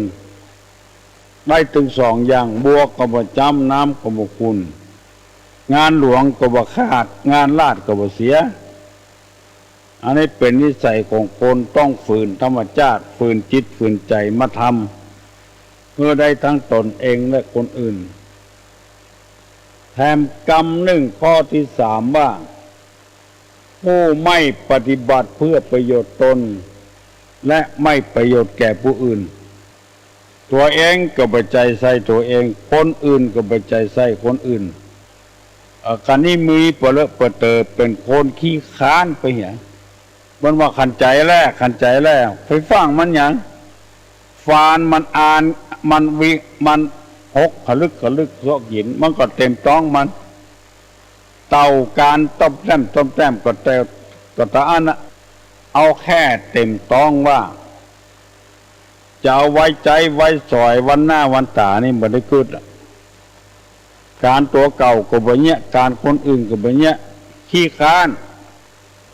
ถ้าเป็นแม่เงียงก็ถ้ากินกับผัวถ้าเป็นพ่อใจก็ถ้ากินกับเมียเป็นตู้เจ้าก็บ่สูดโงโกห้องบ่ไปบิณฑบาตโปรดญาติโปรดโยมแจ้อยู่กับวัดกวาอันนี้ก็มีเปรอะเปรอะเตอบ่มีแก้ยังไม่มียังกินแก้เรื่องแห้ง ส่งเข้าเพื่อก็บ่ส่งก็ต้มมาม่าหวดเหี้ยแล้วไปเป็นคาบกิจวัตรประจำวันของพระเจ้านึ่งเที่ยวบิณฑบาตอันนี้เป็นหน้าที่เขาจะต้องไปได้ก็จ้างบ่ได้ก็จ้างเพื่อโพดญาติโพดโยมโพดศรัทธาตายกบ่แยะยังก็ต้องแยะยังสองนุ่งห่มผ้าปังสกุลสามอยู่ต่ำต้นไม้โคลนต้นไม้เพื่อจะได้สูดอากาศที่บริสุทธิ์นั่งปั้มเป่งภาวนาทั้งสมถกรรมฐานและวิปัสสนากรรมฐานทำใจให้สงบในด้านของคนอื่นก็สร้างวัดสร้างวาแปลงงานแปลงนี่ช่วยเหลือศรัทธาตายกทั้งหลายยังบ่ได้เนี่ยอย่างเปิ้นเกิดลูกขอกหรือใส่ชื่อลูกก็ยังดีกว่าอันนี้บ่ฮู้สักอย่างสดไปวัดบ่ได้อย่างสักอย่างอันนี้ก็มีในโลกนี้เปเลอะเปเตอลองสังเกตพอเถอะเกิดมาเสียเจนเสียชาติบ่ทำประโยชน์ทั้งส่วนตัวและส่วนรวมทั้งส่วนตัวและคนอื่นตัวเองก็บ่ใจใส่ตัวเองคนอื่นก็บ่ใจใส่ไผจะเจ็บจะเป็นอย่างก็ตามอดบ่ได้ก็มาเยี่ยมเหียสักวันเกิงวันก็ไปละบ่ถามข่าวอ้าวแหน่อย่างสักอย่างมันมีเปเลอะเปเตอที่เปิ้นเอากรรมนี้ออกมาบอกว่าถามอย่าไปขี้ค้านทั้งส่วนตัวและส่วนคนอื่นเวลาเฮาเจ็บเป็นเย็นอุ่นเปิ้นก็มาเยี่ยมมาใจเฮาเวลาเฮาเป็นเปิ้นเป็นพ้องเฮาก็ต้องไปเยี่ยมไปใจแบ่งเบาภาระกันอันนี้ก็ฮู้อยู่ว่าไผมาพ้องกรรมเปิ้นมีนี่ก็บ่มาบ่ฮู้ทำเป็นหน้าหูนาตาหมื่นที่คนเฒ่าคนแก่เปิ้นว่าไว้ทำเป็นบ่ฮู้เรื่องบ่ฮู้ราวการงานก็ขาดการลาดก็เสียอันนี้เป็นบุคคลชั้นที่สามชั้นที่สี่เปิ้นบอกว่าผู้ปฏิบัติเพื่อประโยชน์ตนด้วยเพื่อประโยชน์คนอื่นด้วยอันนี้ฟังทีอันหนึ่งว่ากับประโยชน์ตนส่วนเดียวอันที่สองว่าทำเพื่อประโยชน์คนอื่นส่วนเดียวอันที่สามว่าบัตรทำถึงตนเองและบัตรทำเพื่อผู้อื่นอันที่สี่นี้เป็นอันสุดท้ายเรียกว่าควรขวายเพื่อตนเองและเพื่อคนอื่นอันนี้ดีเหลือเปื้อนบัวก็บ่จำน้ำก็บ่ขุ่นงูก็บ่เครียดก็บ่ตายดีตึงสองอย่างดีตึงการตนดีการคนอื่นที่พี่น้องทั้งหลายฟังนี้ได้ประโยชน์ในอย่างพ้องถ้าเฮาจะเอาประโยชน์นั่นก็คือว่าเอาอย่างข้อที่สี่นี้มุ่งหวังทั้งประโยชน์ตนและประโยชน์คนอื่นในพระพุทธศาสนาเพิ่นสั่งให้ทุเจ้าจาริกไปเพื่อประโยชน์ตนและประโยชน์คนอื่นให้มีความสุขให้สำเร็จอันนี้เป็นนิสัยจรทะภิกขเวเป็นธรรมะที่พระพุทธเจ้าสอนไว้อยู่ที่ไหนให้ตัวมีความสุขให้คนอื่นมีความสุขเพราะพระศาสดาของเรานี่เป็นพระอรหันต์เป็นนักจิตวิทยาบัดใจสอนเนื้อหันแก่ตัวเนื้อหันแก่ได้สอนเนื้อได้ถึงตัวเองเนื้อได้ถึงคนอื่นศาสนาของเราจะเป็นจะอีภายไตเป็นเหม็นเน่าเจ็บเป็นเย็นอุ่นในอย่างที่ไหนมีการมีงานไปหมดบอกว่าคนนั้นจะเป็นชาติอะไรอย่างเชื้ออะไรอย่างนับถือศาสนาอะไรอย่างไปจ้วยหมดอันนี้เรียกว่ามนุษยธรรม บางอย่างนั้นก็ยังบ่ถูกต้องเตื้อบางศาสนาพ่อตายแม่ตายบ่ฮื้อไปไหว้ศพกันท่าไว้ยมดบ่ฮื้อไปเคารพศพบ่ฮื้อไปกินไปตานตัวเปิ้นบ่ฮื้อได้ช่วยอย่างสักอย่างไปเหมือนกับแขกที่เปิ้นมาหาเฮาบัดเนี้ยอย่างสักอย่างพอเหี่ยมับอันนี้ยังจะฮื้อถูกต้องตามธรรมะข้อนี้ยังบ่ได้เตื้อบางรายนี่ก็ฮื้อไหว้กับพระเจ้าตัวอย่างเดียวบ่ฮื้อไหว้พระเจ้าเปิ้นการยกมือไหว้นี่มันเป็นธรรมเนียมเป็นวัฒนธรรมประเพณีบ่ได้แค่ยกมือไหว้ก็ห้ามกันให้หมดเหมือนกับ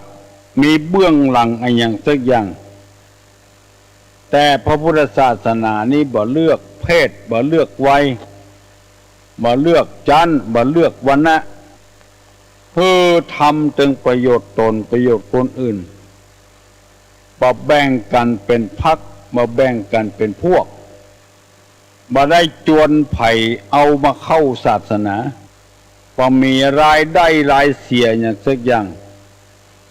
เอาจิตศรัทธาว่าจะเลื่อมใสอันอย่างที่ไหนก็ได้หมดจะไหว้ผีไหว้สางไหว้ต้นไม้ต้นตอกบ่มีการห้ามกันเด็ดขาดทำทั้งประโยชน์ตนประโยชน์คนอื่นพอเงยอยู่กันอย่างมีความสุขบ่มีพรรคบ่มีพวกการแบ่งพรรคแบ่งพวกนี้มันมีกำลังน้อยเกินไปเมาไปผิดไปเถียงกันเคยมีแล้วแต่ได้ยินแต่อันเขาเล่าให้ฟังไปเป็นทหารเพื่อจะทำประโยชน์ให้แก่ประเทศชาติบ้านเมืองถือศาสนาคนละศาสนาก็เดียวว่าจะคิดหาวิธีปราบปรามฆ่าศึกเป็นอันว่าไปเถียงเรื่องศาสนาของตัวดีของตัวให้เลยผิดร้องพ้องเถียงกันไปอย่างเนี่ยอย่างมาเนี่ยโดยกันละอย่างก็บ่ถูกกันแล้วแกล้งกันตลอดเวลาจนปบุปตีกันเอาเรื่องศาสนามาแต่พระธรรมคำสอนศาสนาตั้งพุทธนี่คืออนุโลมกับกันเน้นเอาที่ใจปุ้นเป็นประมาณถ้าใจเหมาะใจถูกต้องมันมีความสุขอยู่ที่ใจปุ้นก็พอกินพอใจแล้วอันนี้เรียกว่าทำประโยชน์ทั้งคนอื่นและทำประโยชน์ให้คนตัวเองอย่าไปทำเพื่อคนอื่นอย่างเดียวลืมตัวเก่าอย่าไปทำตัวเก่าอย่างเดียวปนจนปนลืมคนอื่นจะไปหันแก่ตัวแห่งแก่ได้ดังที่ตุลุงนำมาเสนอว่าบัตรที่ของตัวนี่ซื้อเอา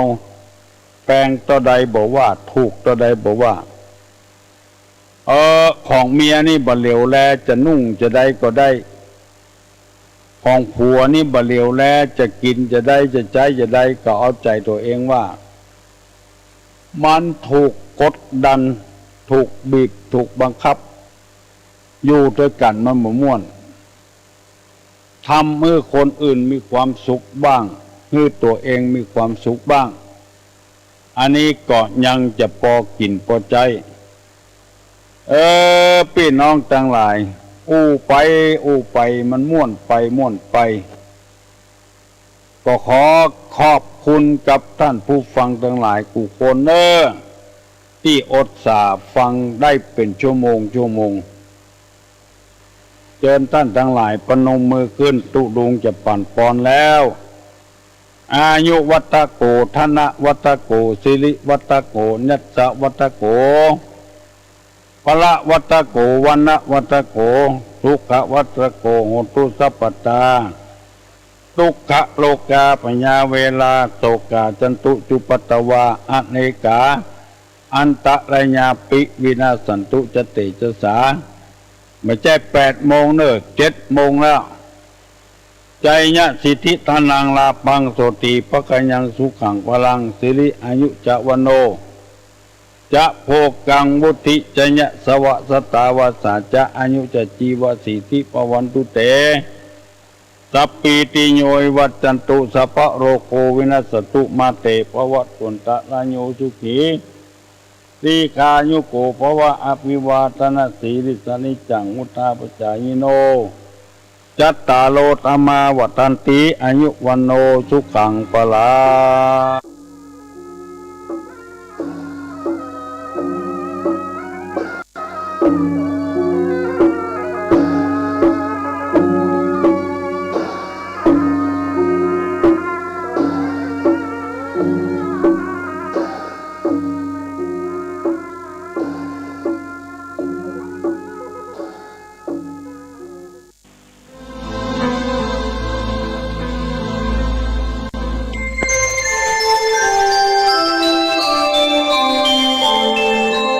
ขณะนี้ท่านกำลังฟังสถานีวิทยุกระจายเสียงพระพุทธศาสนา FM 104.5 เมกะเฮิรตซ์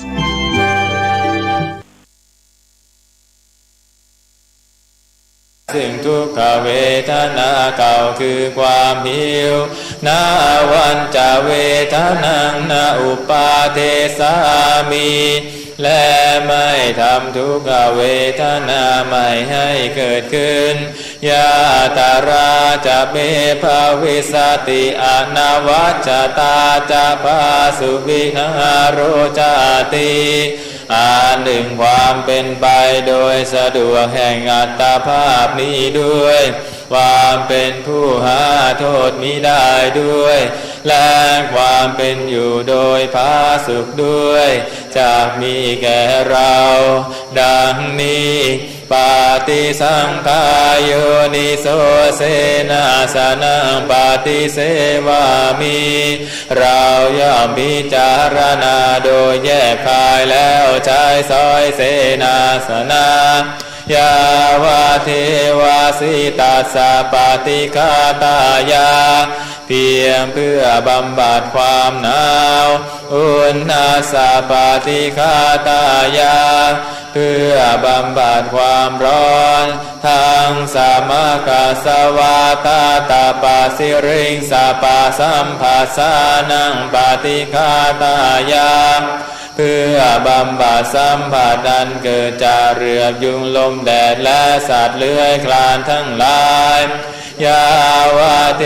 วาอุตุปาริสยาวิโนทนังปฏิสัลลานารามัทธังเพียงเพื่อบรรเทาอันตรายอันจะพึงมีจากดินฟ้าอากาศและเพื่อความเป็นผู้ยินดีอยู่ได้ในที่หลีกเร้นสำหรับภาวนาปาติสังขายโยนิโสพิลานะปัจจยะเภสัชฌะปริคารังปาติเสวามิเราย่อมพิจารณาโดยแยกคายแล้วบริโภคเภสัชบริคารนั้นเกื้อกูลแก่คนไข้ยาวาเทวาอุปันนานังเวยาปาทิกานังเวทนานังปาติฆาตายาเพียงเพื่อบำบัดทุกขเวทนาอันบังเกิดขึ้นแล้วมีอาพาธต่างๆเป็นมูลอาภยาปัชชาปรมาตายาติเพื่อความเป็นผู้ไม่มีโรคเบียดเบียนเป็นอย่างยิ่งดังนี้นั่นธรรมยังปะภาจิตาอภินหาปัจเจเวคณะปะทังพนามาเสสาอิเมภิกขเวธัมมาดูก่อนภิกษุทั้งหลายธรรมทั้งหลาย10 ประการเหล่านี้มีอยู่ปาปาชิเตนะอภินังปัจเจเวคิตาปาเ เป็นธรรมที่บรรพชิตพึงพิจารณาโดยแจ่มชัดอยู่เนืองนี้กาตเมทัสสะธรรมทั้งหลาย10ประการนั้นเป็นอย่างไรเล่าเววันนิยมนิยาชูปะกาโตติปาปาจิเตนะอาภินหังปัจเจเวคิตาพังคือบรรพชิตพึงพิจารณาโดยแจ่มชัดอยู่เนืองนิดว่าเราเป็นผู้เข้าถึงเฉพาะแล้วซึ่งวันนาอันต่างอันพิเศษดังนี้ปาราปฏิปาตาเมชีวิกาติปาปาชิเตนะอาภินหังปัจเจเวคิตาพังบรรพชิตพึงพิจารณาโดยแจ่มชัดอยู่เนืองนิดว่าการเลี้ยงชีวิตของเราเนื่องเฉพาะแล้วด้วยผู้อื่นดังนี้อัญโยเมอากาโปการานิโยติปาปาจิเตนะอาภินหังปัจเจเวคิตาพังบรรพชิตพึงพิจารณาโดยแจ่มชัดอยู่เนืองนิดว่าระเบียบการปฏิบัติอย่างอื่นที่เราจะต้องทำมีอยู่ดังนี้กาจินุโคเมอตาสีลตุนะอุปวัฏติติปาปาชิเตนะอาภินหังปัจเจเวคิตาพังบรรพชิตพึงพิจารณาโดยแจ่มชัดอยู่เนืองนิดว่าเมื่อกล่าวโดยศีลเราย่อมตำหนิติเตียนตนเองไม่ได้มิใช่หรือดังนี้กาจินุโคมังอนุวิจจาวินยูสาพรหมจารีศีลโตนะอุปวัฏันติติปาปาจิเตนะอาภินหังปัจเจเวคิตาพังบรรพชิตพึงพิจารณาโดยแจ่มชัดอยู่เนืองนิดว่าเมื่อกล่าวโดยศีลเพื่อนสาพรหมจารีที่เป็นบิณฑูชนใครครวญแล้วย่อมตำหนิติเตียนเราไม่ได้มิใช่หรือดังนี้สาเพหิเมปิเยหิมานาเพหินานาภาโววินาภาโวติปาปาชิเตนะอาภินหังปัจเจเวคิตาพังบรรพชิตพึงพิจารณาโดยแจ่มชัดอยู่เนืองนิดว่าความพระพรากจากของรักของชอบใจทั้งสิ้นจะมีแก่เราดังนี้ธัมมัสสโกมิกัมมทายาโทกัมมโยนิกัมมพันธุกัมมปฏิสารโนยังกัมมังกริสามิกาลยานังวาปาปะกังวาตาสะทายาโทภาวิสามิติปาปาชิเตนะอาภินหังปัจเจเวคิตาพังบรรพชิตพึงพิจารณาโดยแจ่มชัดอยู่เนืองนิดว่าเราเป็นผู้มีกรรมเป็นของตนมีกรรมที่ต้องรับผลเป็นมรดกตกทอดมีกรรมเป็นที่กำเนิดมีกรรมเป็นเผ่าพันธุ์มีกรรมเป็นที่พึ่งอาศัยเราทำกรรมใดไว้ดีก็ตามชั่วก็ตามเราจะเป็นผู้รับผลตกทอดแห่งกรรมนั้นดังนี้กาธัมภูตัสสะเมรตินทิวาวิติปตันติติปาปาชิเตนะอาภินหังปัจเจเวคิตาพังบรรพชิตพึงพิจารณาโดยแจ่มชัดอยู่เนืองนิดว่าวันคืนล่วงไปในเมื่อเรากำลังเป็นอยู่ในสภาพเช่นไรดังนี้กาจินุโคหังสุญญาคาเรอภิรามามิติ ปาปาจิเตนะอาภินหังปัจจเวคิตาปังบรรพชิตพึงพิจารณาโดยแจ่มชัดอยู่เนืองนิดว่าเราย่อมยินดีในโรงเรือนนั้นสงัดอยู่หรือหนอดังนี้อาทินุโกเมอุตริมนุสสธรรมาอาลามาริยญาณทัสสนะวิเศโสอาทิขาโตโส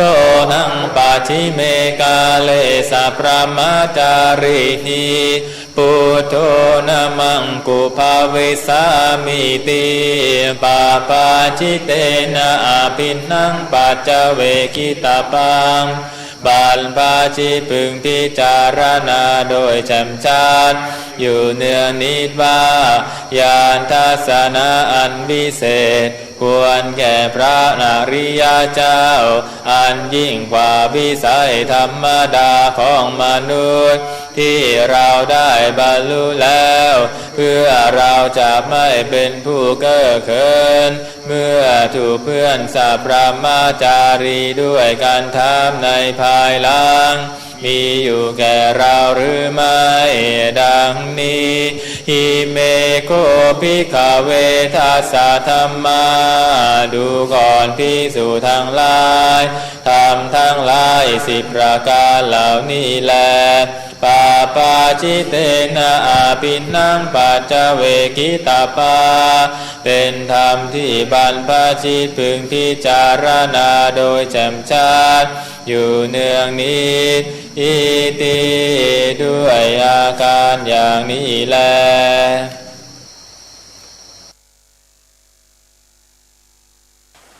สัพเพสังขาราอนิจจาสังขารคือร่างกายจิตใจและรูปธรรมนามธรรมทั้งหมดทั้งสิ้นมันไม่เที่ยงเกิดขึ้นแล้วดับไปมีแล้วหายไปสัพเพสังขาราทุกขาสังขารคือร่างกายจิตใจและรูปธรรมนามธรรมทั้งหมดทั้งสิ้นมันเป็นทุกข์ทนยากเพราะเกิดขึ้นแล้วแก่เจ็บตายไปสัพเพธัมมาอนัตตาสิ่งทั้งหลายทั้งปวงทั้งที่เป็นสังขารและมิใช่สังขารทั้งหมดทั้งสิ้นไม่ใช่ตัวไม่ใช่ตน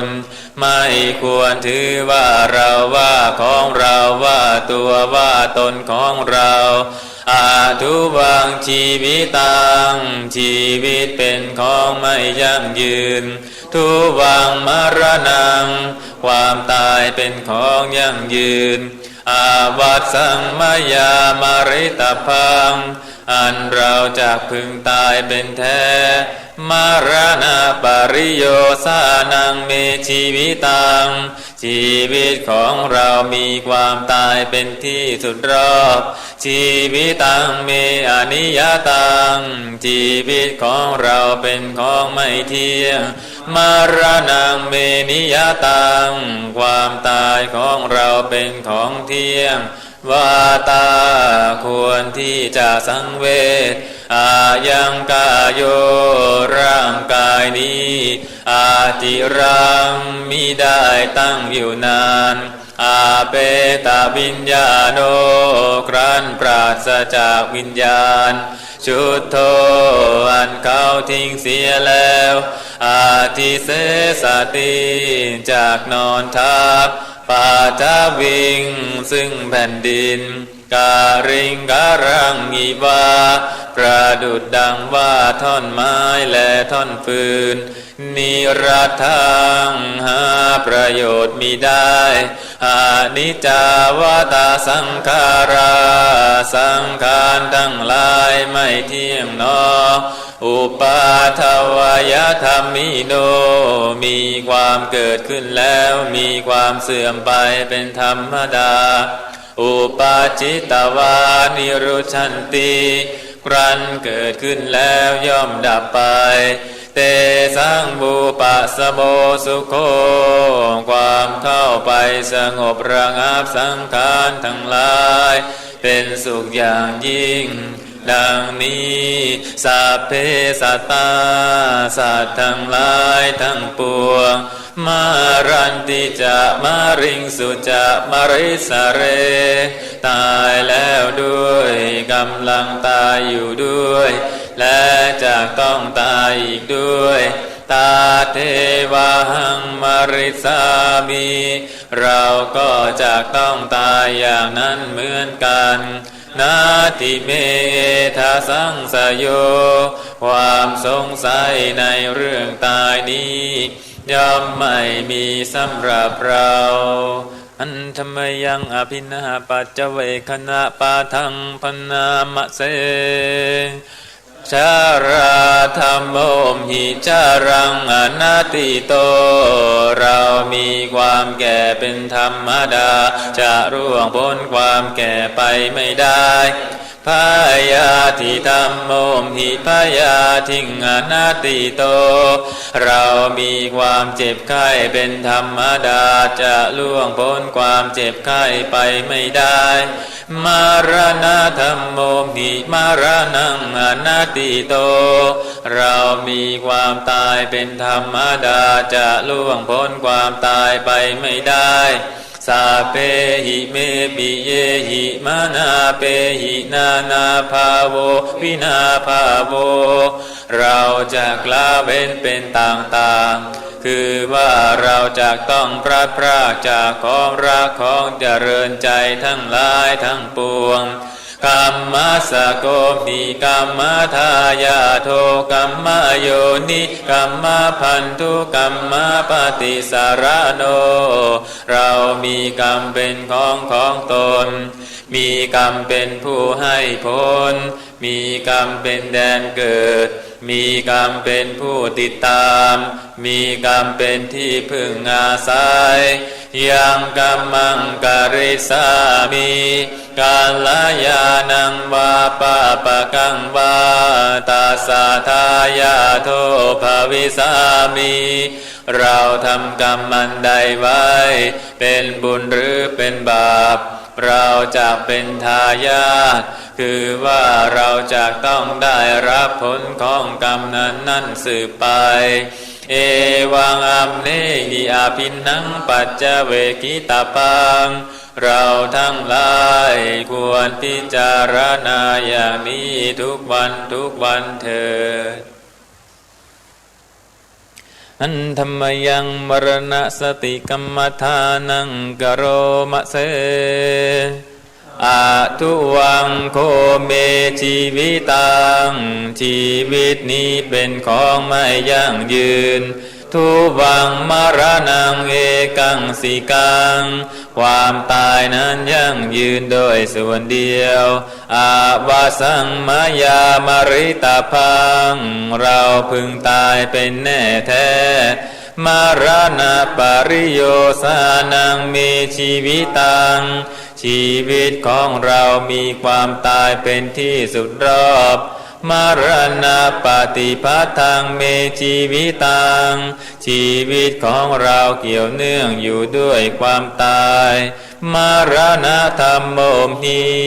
เรามีความตายเป็นธรรมดามรณังอนัตติโตจะล่วงพ้นความตายไปไม่ได้มรณังภวิสติความตายจะต้องมีโดยแท้ชีวิตินทริยังอุปาชิชิสติอินทรีย์คือชีวิตจะเข้าไปตัดมรณังความตายเอกังสิกังเป็นไปโดยส่วนเดียวแน่แท้แลหันธรรมยังธรรมุเทสาคาทาโยพนามเสอุปนิยติโลโกโลกคือหมู่สัตว์อันชราต้อนไปอยู่อาทุโวเป็นผู้ไม่